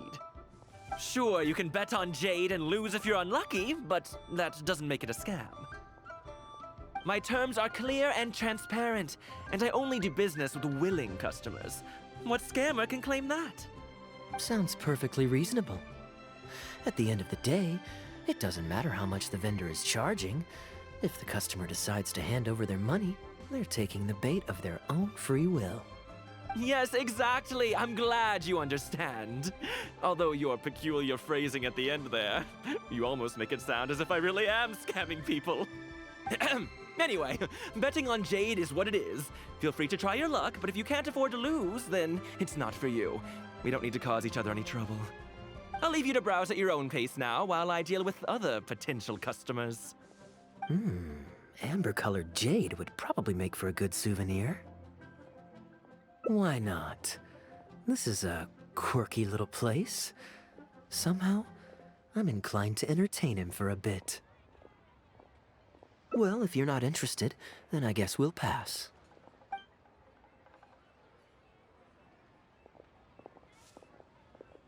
Ahoy there, Captain! Fancy seeing you back in town. Struck any gold lately? What, a poor sailor like me? You must be joking. I barely managed to make ends meet. What about you, Shurto? Still scamming people with your pile of rocks? Hey! Keep your voice down. Can't you see I've got customers? But more to the point, when have you ever seen a customer get scammed in my store? I mean, you want the full list? Or... Hold up. Is that... Captain Kaeya! What, brings you to Liyue? Oh, just taking a short trip with my friend. It's been a while. Yes, it's been a good while, hasn't it?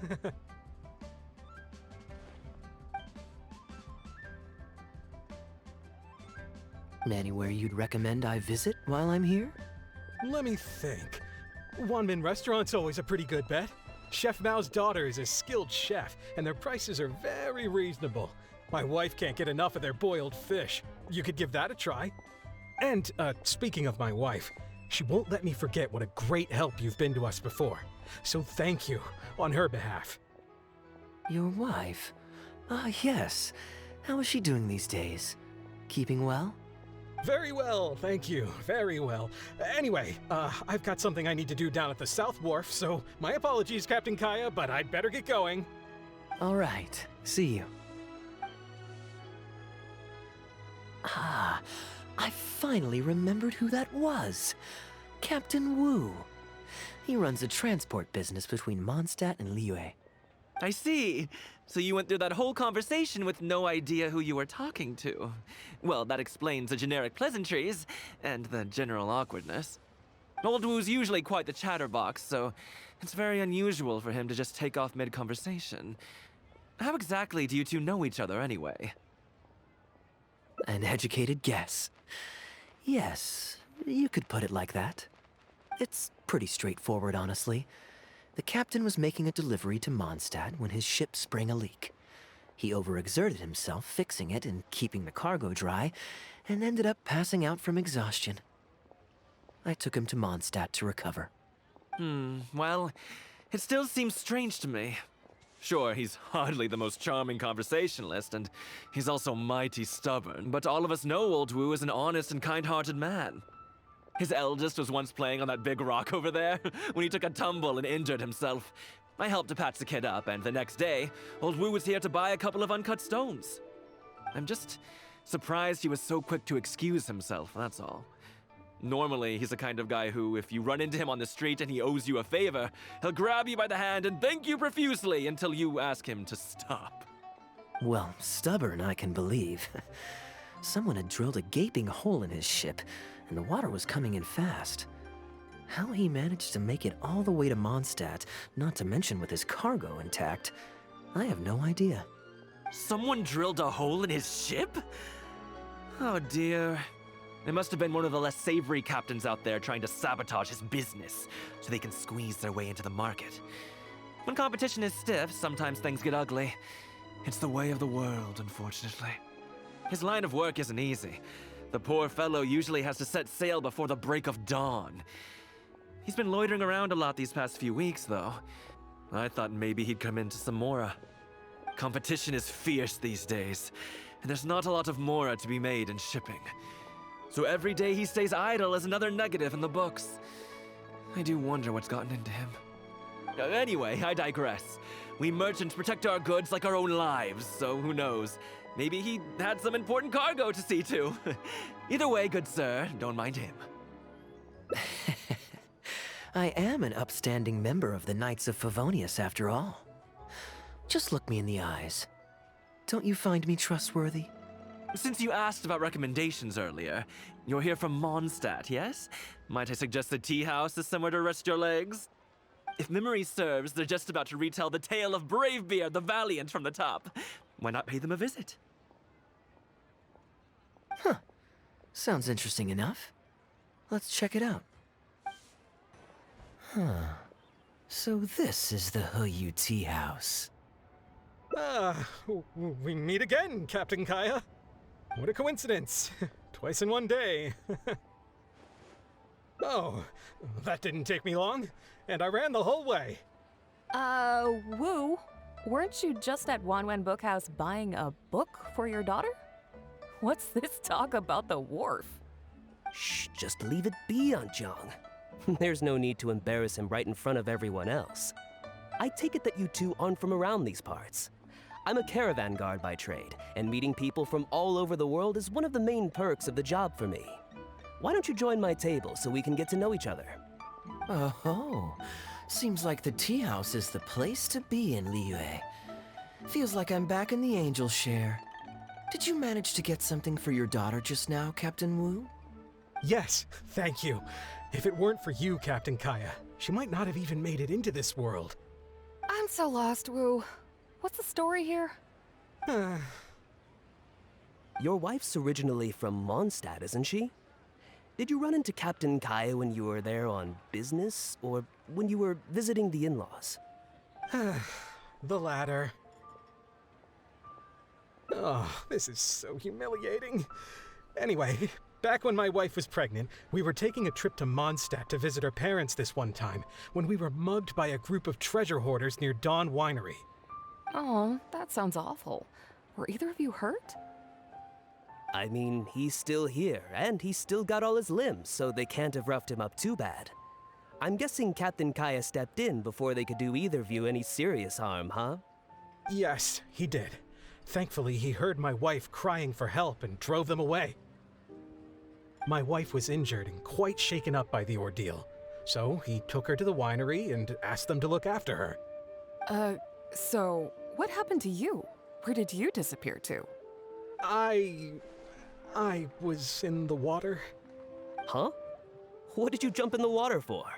You know they can still get you in there, right? No, that's not... They threw me into the water and, stripped me of all my clothes. They did what? Did they have a weird fetish or something? Stripping a sailor naked and throwing him into the water. It's not like you were going to drown. So, then what? I take it you swam to shore? The treasure hoarders always move in groups, and fighting back when you're outnumbered isn't usually an option. It's no surprise that they quickly overpowered Captain Wu. I'm just glad that everyone made it out all right at the end. Captain Kaeya, please, there's no need for you to try to save face for me like this. I already owe you so much. You don't have to do anything more. Yet, despite that, I somehow only ended up humiliating myself further. Oh, there's no point in me trying to save face now. They tossed me into the water to humiliate me, and to use it as leverage to get my wife to pay up. But they didn't know that I could swim. What I'd intended was to pretend to drown, then sneak back onto shore while they weren't looking, and find a way to rescue my wife. That was before Captain Kaeya appeared out of nowhere and saved the day. So then I figured I'd get out of the water, get dressed, and catch up with you. But God knows what they did with my clothes. I couldn't find them anywhere. By the time I gave up looking for them, you were most of the way to the winery, so I had to run after you with nary a thing on myself. Outrageous! So, what happened next? I made it to the winery, but the maids noticed me first, and they called the Lord of the Manor out to give me the beating the treasure hoarders never got around to. After my wife recovered consciousness, she had to have a long talk with the young lord to explain everything. He then escorted us both safely to Stonegate. Oh, Wu, I'm sorry, but...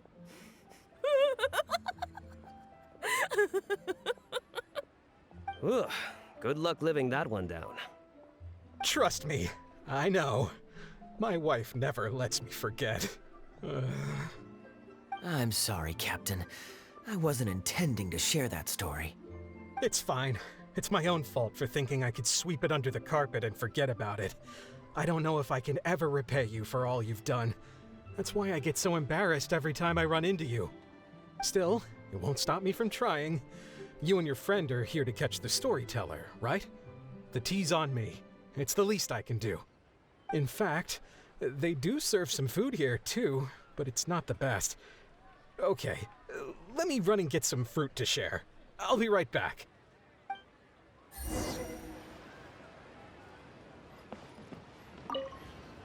I wonder how much Fanaria caught of that. Old Wu really has no filter, does he? Oh, poor Wu. Oh, gosh, I'm so sorry. It's just...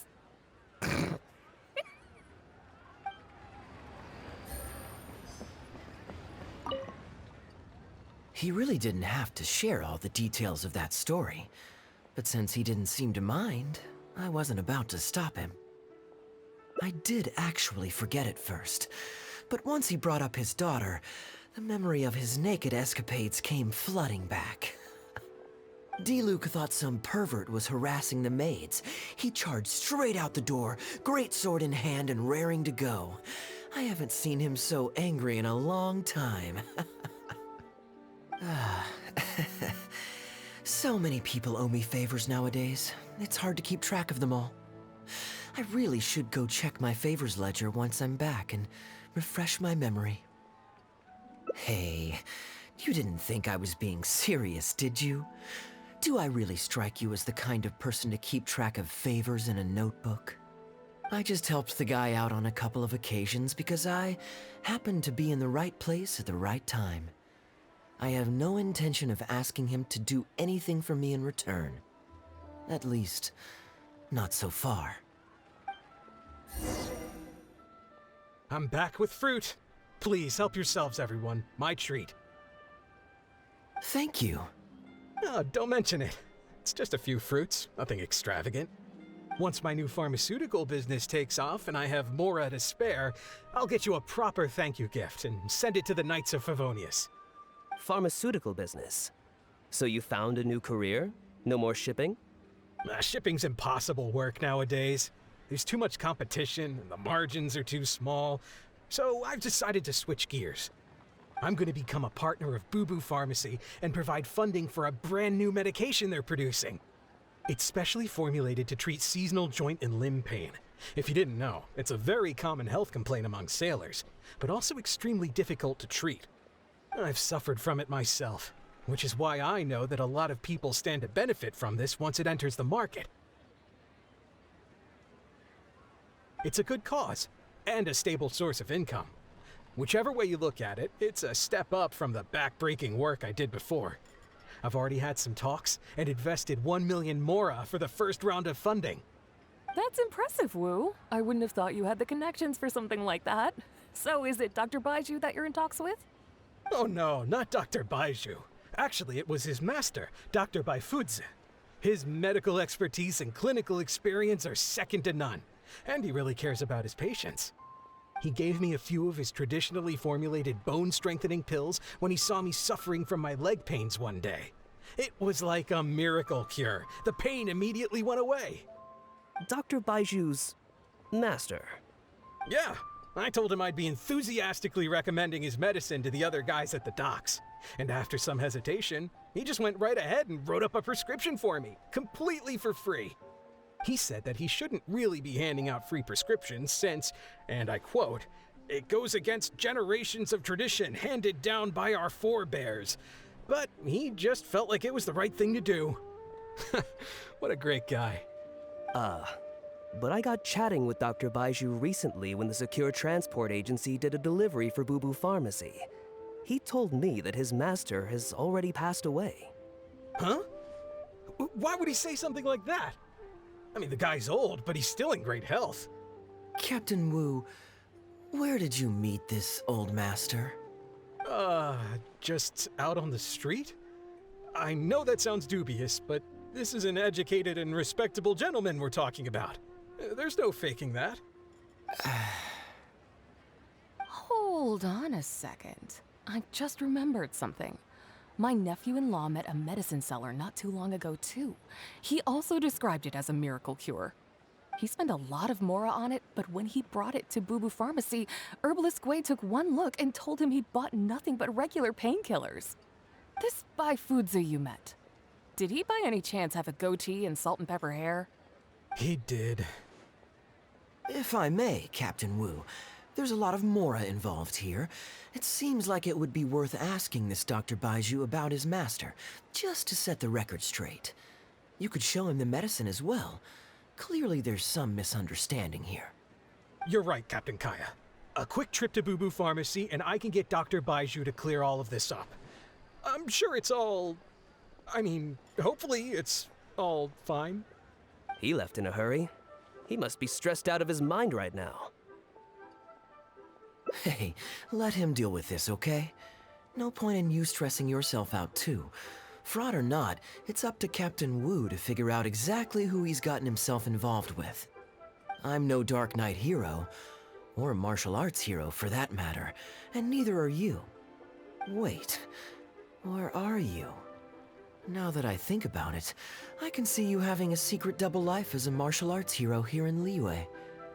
You certainly have the personality for it. Either way, Liyue has its own rules and regulations. Best to let the Ministry of Civil Affairs deal with this in the proper manner. If a couple of outlanders like us get involved, we might just end up muddying the waters, even with the best of intentions. We came here to enjoy ourselves, remember? We don't want to get our priorities mixed up. Oh, and look at that. The storyteller's taking the stage. It is said that the sky's the limit for the aspirational soul. But alas, for the woes of the world are equally limitless. No such stranger to woes was Huang Guang, a man who, having suffered countless injustices at the hands of his fellow men, forsook them to dwell among the mountains and rivers. Yet fate fortuitous found him when he entered the tutelage of an adeptus and learned many mystical arts from them. Per his master's wishes, he then returned once more to the human world, only this time with a sworn duty to cleanse the land of demons and to see justice done wherever he might tread. Is that all? Ah, I was hoping to hear the rest of the story. It was all right. I suppose the hero always has to sacrifice himself to save others, and it does make for some good storytelling, but it leaves you wondering how he really feels about the whole thing. Did he ever have second thoughts? Only he can know, I suppose. Oh, I see the show is over. Yeah, I saw Dr. Baiju. Looks like it was a scam after all. Then what are you waiting for? Don't just stand there. You need to report this to the Ministry of Civil Affairs right away. Hold on. Let's not lose our cool. Get your story straight first, so you can give them a clear and detailed account of events in the order that they occurred. And one more thing. Do you still have a way to contact this guy? Well, I'd arranged to meet him at the Yunshang Tea House once I've withdrawn the next sum of Mora, so I suppose he'll still be waiting on that. Okay, so you've got another meeting lined up. I've got no one to blame but myself for this. I can't believe I was so gullible. I guess the world isn't made for naive simpletons like me. Young lady, you're a good person, and I'm touched by your words of comfort. Still, it's up to me to find a way to get my Mora back. The consequences are mine alone to bear. At my age, I'm sure I should be comforting the young with words of wisdom rather than the other way around. What does that say about how I've spent my life? It's obvious, isn't it? He needs to report the case to the Ministry of Civil Affairs. Come with me. I am quite curious. How does our chivalrous martial arts hero intend to come to Captain Wu's rescue here? There are countless victims of injustice in the world. We can't try to help each and every one of them, can we? Oh, I'm surprised. I didn't know you thought of me as someone who helps other people unconditionally. I'm genuinely flattered. But we both know that I'm not that kind of person, really.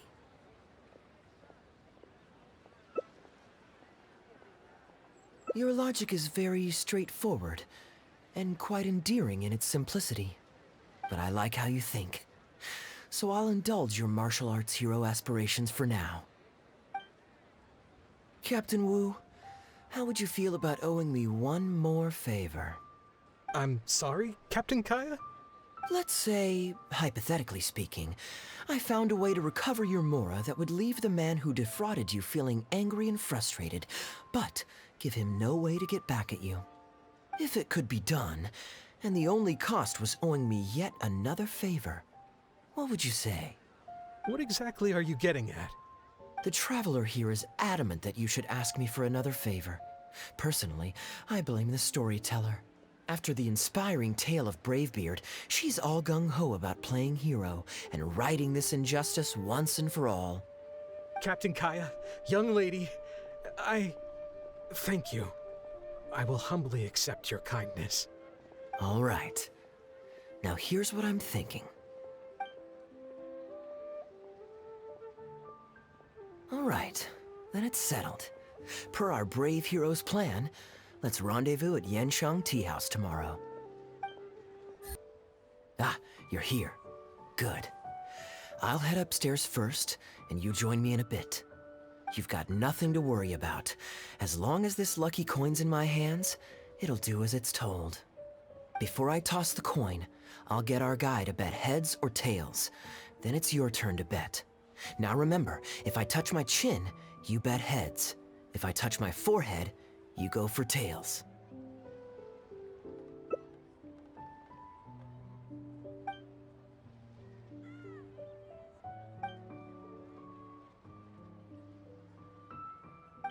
Hello. Are you waiting for someone? As long as you follow the rules of the tea house, you're welcome here. Please be our guest. From the way you describe it, Liyue does sound like an attractive place to settle. Perhaps I might have to make the move here after all. All that awaits me back in Mondstadt is a horde of insufferable sycophants. Truly tedious. The reason I left home in the first place was because I was reluctant to simply live off of my inheritance. I understand. For one as ambitious as yourself, Mr. Rich, living off of the family fortune must feel like the dullest existence in the world.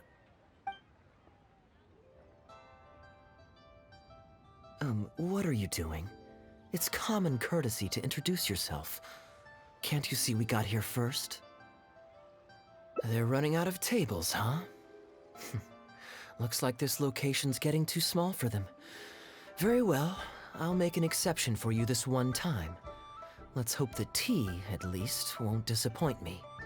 So, my friend, what's your name?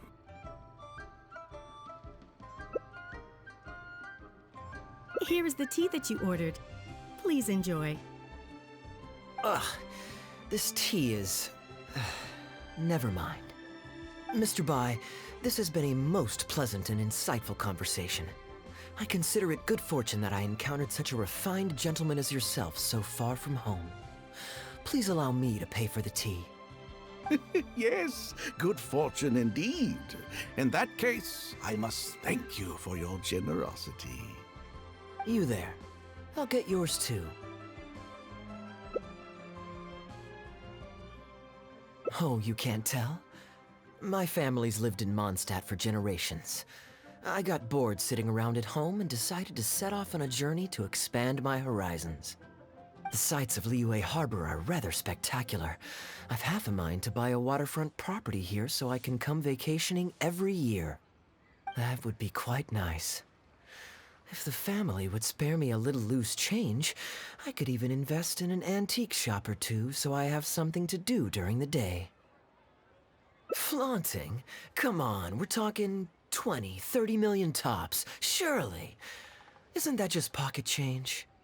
Mr. Rich, just to clarify, that's quite a large sum of mora as far as the common woman is concerned. It's understandable that our friend over here feels out of her league. The name's Albert. Surname Rich. But only the servants in the house address me as Mr. Rich. Now that we're so well acquainted, Mr. Bai, please just call me Albert. Albert does have a nice ring to it. It is my honor to become friends with someone of your... caliber. You flatter me. What say you to acting as my guide during my time in Liyue? I'll pay you handsomely, of course. Naturally, board and lodging would be included. And I could pay you in the region of 50,000 mora per day? No need, my good friend. I shan't be so vulgar as to take your Mora. We're both men of character. The pleasure of your ongoing acquaintance shall be ample reward in itself. To join a noble gentleman on his travels is a rare opportunity. Please, let me draft up an exact itinerary. I'll make sure to give you the experience of a lifetime. You there. You're welcome to join us if you want. Which clan did you say you were with? The Hoo-Ha clan or something? Goo-Ha, huh? Strange choice of name. Gotta say, I've been in Liyue for a while now. This is the first I'm hearing of them. I guess they're one of these obscure ones who keep to themselves. Yes, well, there are many martial arts clans and factions in Liyue. It's only natural that you haven't become acquainted with all of them. Ha, fair enough. Still, weird name. Bet they have some even weirder practices. Seriously though, what kind of skills do you guys train anyway? It's all for show, right? I saw some people performing a few tricks down at the wharf. Is it that kind of thing?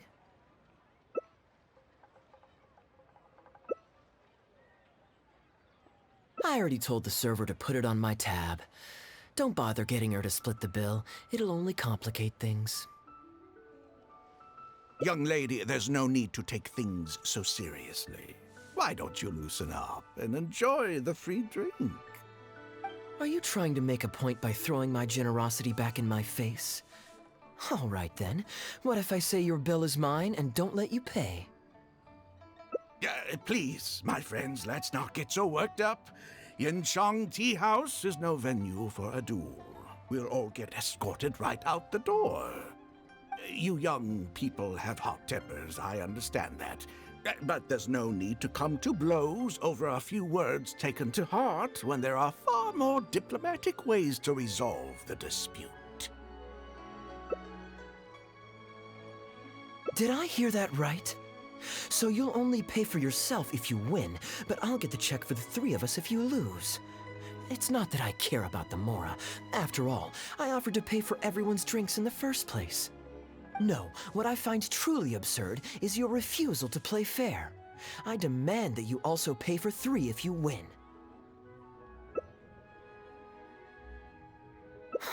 Fine. You can have your apology if you win, but on one condition. We'll do the best of three, and the winner pays for the table. Well, as long as you're no longer raring to fight, peace begets wealth, as the elders used to say. Why do you join us, Mr. Bai? Let's entertain this gal for a sec. We don't want her to think you're stingy. But I wasn't even a part of your argument. What are you trying to say, Mr. Bai? Whose side are you on here? Of course, I'm on, And anyway, it's no big deal if you win. It's just a few cups of tea after all, so you can just take it from your fees as my guide. All right then. I suppose it's not all that different from the dice gambling games I used to play in my youth. If it's just for a few drinks, you can count me in. All right, now we're talking. Okay, now that we've agreed on the rules, how should we do this coin toss? After all, a Mora coin looks the same on both sides. Well, that should be simple enough. Here, I'll take this coin and ask the counter to draw a line on one side. You two can wait for me. Young lady, I can see that you haven't spent many years in the real world. You take everything far too personally. I, too, only met this Mondstadt millionaire by complete chance today, but we're getting along just fine. I actually came here to meet with a business partner to count the cash from 2 recent investments, when this gentleman struck up a conversation with me. In the real world, you've got to keep up appearances. There's no need to offend the rich.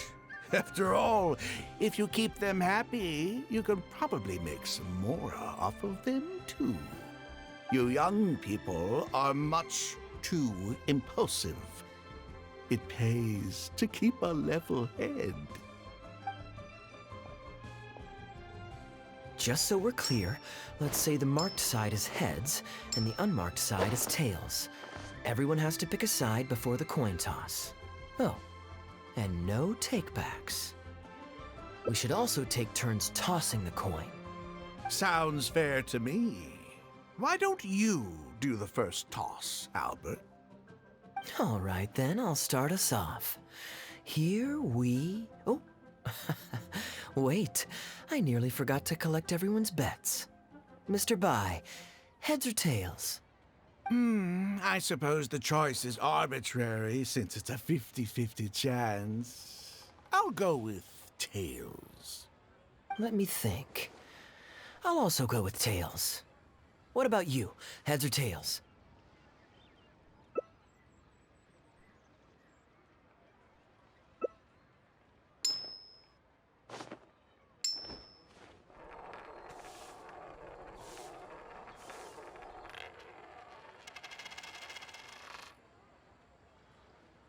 Oh, darn, I won.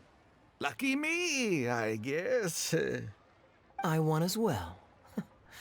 Guess there might be a formal apology in the cards after all. I have a suggestion. If one of us loses twice in a row, they should get knocked out while the other two carry on playing to decide the winner. Otherwise, with three of us playing, it'll start to get difficult to keep track of who's won the most times.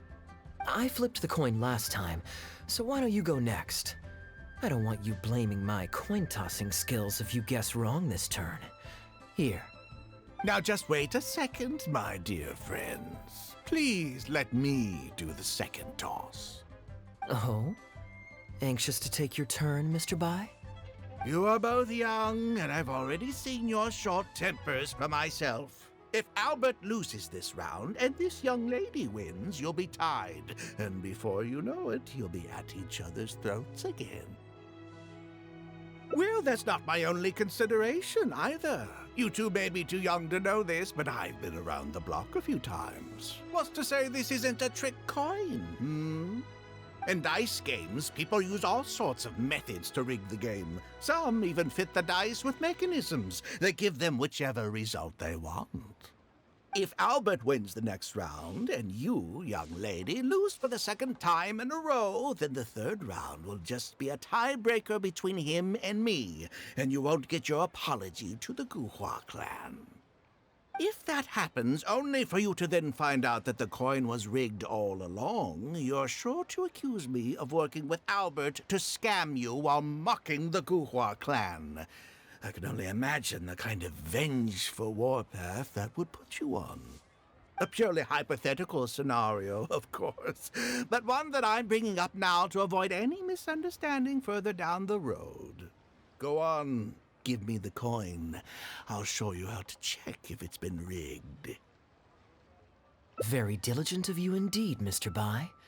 Looks like I chose the right person to be my guide. Here, take it.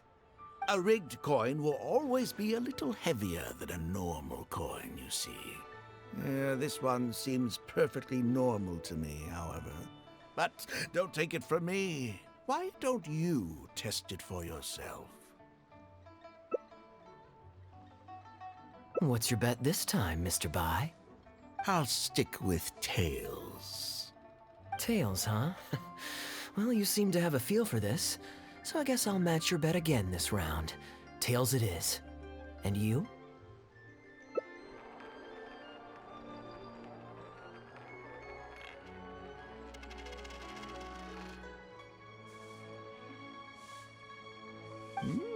Well, my luck's still just about holding out. The three of us are now tied, so no one drops out. Certainly better than Albert and I going head-to-head in the final round. Well, here you go. What'll it be, Mr. Bai? It's a tough decision this time. That's what makes it fun, isn't it? Anyway, there's no need to stress. What's the cost of a few cups of tea compared to 50,000 I'll be paying you every day? You make a good point. All right, I'll take heads. Okay, and now it's my turn to guess. Not that the outcome matters either way to me. I won't even notice the Mora's gone. Whatever, I'll take tails.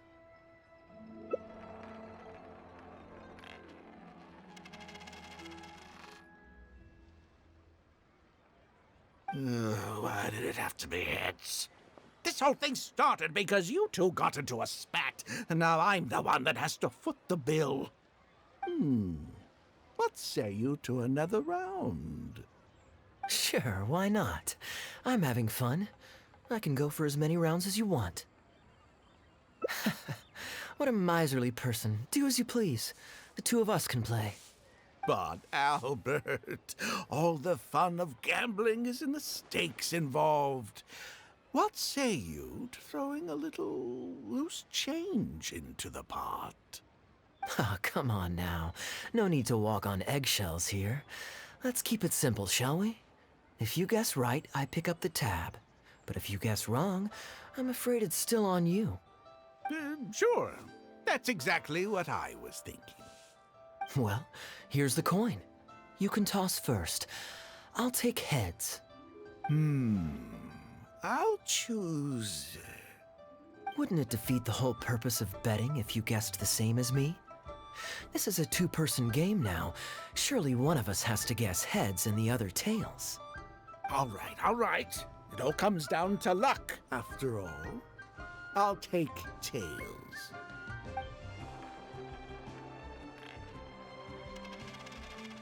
Ooh, looks like Rex Lapis has smiled upon me today after all. Thank you for the tea, Albert. Look at you getting so giddy over some chump change. It's like you've never gambled with real money before, my old man. That's a real rush, I'm telling you. This is nothing by comparison. In fact, I'm starting to get a little bored. Well, in that case, would you care for another game? Sure. And let's up the stakes a little this time. Shall we say 50,000? Oh, maybe that's a little on the high side. What, 50,000? But that's just a single day's guide pay for you. All right. I'll bet tails. Great, then I'll bet heads. No takebacks. Heads. Tails.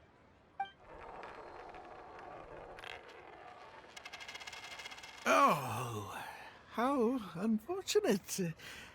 I shouldn't have gotten greedy. After all, in the long run, gambling is always a losing game. 50,000 more. My goodness. Albert, I'm terribly sorry, but as it happens, I forgot to bring my coin purse with me today. Could you perhaps take this 50,000 out of my guide fees? Call it an advance payment. That would make us even. Advance payment?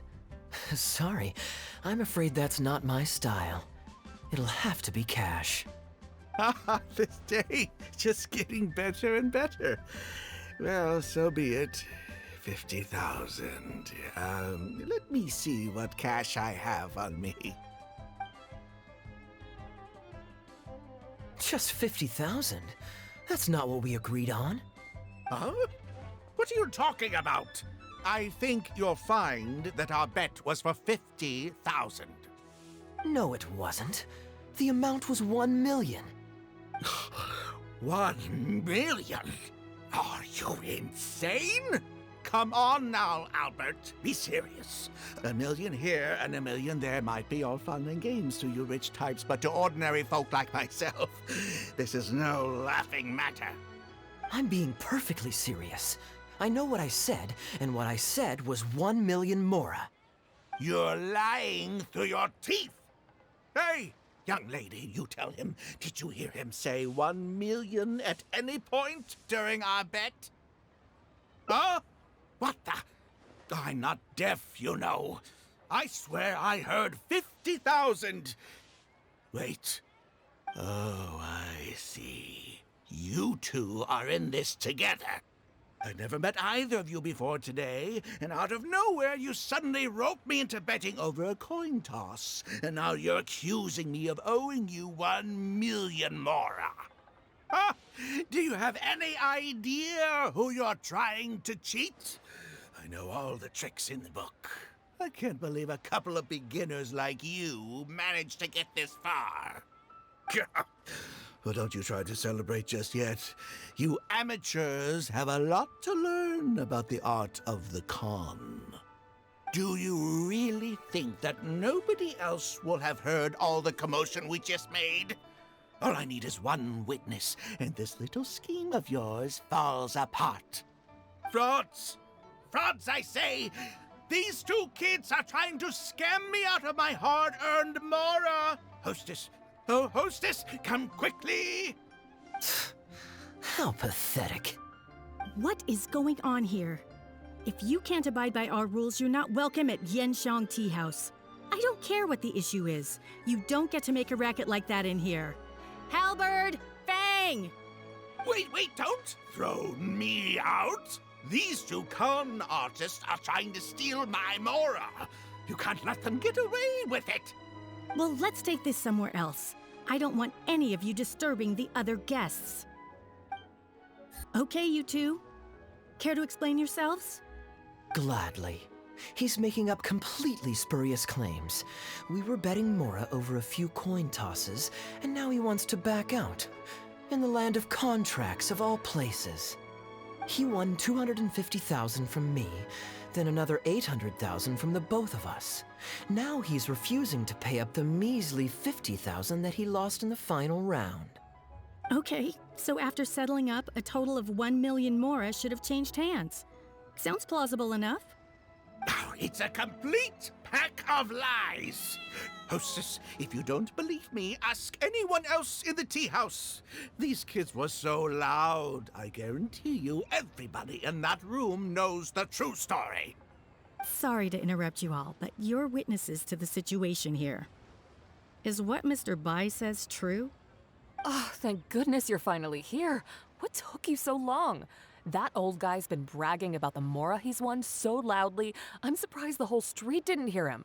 I was about to report him to the Ministry of Civil Affairs. Leave me out of this. I want nothing to do with gamblers and scammers. Please, just bring me my check. Our new owner laid down the law not too long ago. We turn a blind eye towards casual games of dice, but there is zero tolerance for any explicit gambling with real mora. Return any winnings to the party you took them from, and we'll say that none of this ever happened. Otherwise, I'll have to bring in the Millilith, and I can assure you that they take a more hard line on this kind of thing than we do. Why should I have to give them any mora? I don't have any mora on me. Oh, but I think you do. 2 investments, was it? One of them to the tune of exactly 1,000,000 as it happens. Oh, and don't forget you still need to pay the tab. You... Wait, how did you... Halberd! Fang! There's a gentleman here that I'd really like you to meet. Please don't. I'll pay, all right? This was never your mora to begin with. We'll be returning it to its rightful owner now. What did you think, Captain Wu? Could you hear clearly from your corner on the 2nd floor? Yes, everything. I can't thank you two enough. Wu, this was your doing, wasn't it? You and this Mondstatter planned the whole thing. Along with that blonde one. And all the customers on that floor were in on it too, weren't they? I know where you live, and I know what your wife looks like, and your pretty little daughter too. You crossed the wrong man today. Who'd be scared of a crook like you? I'll take you on any day of the week. Well, let's see how long that false bravado of yours will last. Oh, look at that. He figured it out. Guess he's not as dumb as we thought. Don't you two get cocky either. Just you wait. I will hunt you down. My apologies for having to leave this question until you'd vacated the premises, but I couldn't have things escalate inside the tea house. I hope you can understand our position. I noticed that all the guests on the second floor were present before you took your seats, then left almost immediately after you did. Would I be correct in saying you were looking to set this man up? Wait, so you saw through it right away? Under normal circumstances, we would never tolerate a scheme like this taking place on our grounds, as it risks damaging our owner's reputation. However, I understand that our owner holds the Traveler in high regard and must have good reasons for their actions. Still, I would appreciate an explanation, if only so that I can answer to the owner. Ah, as I thought. When you're operating on someone else's turf, you run the risk of clashing with the master of the house. Thankfully, we considered that possibility before going ahead with our plan. Over to you, brave hero. You're the one with the connections in Liyue. It's your time to shine. Okay, I understand the situation now. It goes without saying that I have no wish to stand in the way of your chivalrous deeds. I'll report everything you told me to our owner. Well, Captain Wu, remember what I promised you? What do you think? Angry and frustrated enough for you? Excuse me, coming through. Is this the Mr. Bai you reported to us? Yes, that's him all right. The one who scammed Captain Wu. Wait! Where's your evidence, And Wu, you've already recovered your Mora. You don't deserve to be punished twice for the same crime. You can't talk your way out of this one. You're already suspected of defrauding multiple victims out of smaller amounts, and the combined total meets the threshold for a conviction. If it turns out you're guilty in this case too, it'll only add to your sentence. Does the plaintiff have any witnesses? If so, we'd really appreciate if they could come with us and provide a testimony. You got tangled up in this too, huh? In that case, please come with me. Your witness statements will play a crucial role in helping to move this case forward. Don't worry, we won't take up too much of your time. And you, sir, can stop twiddling your thumbs. You're coming with us too. Hey, keep your hands off me. I'll cooperate. Stop manhandling me.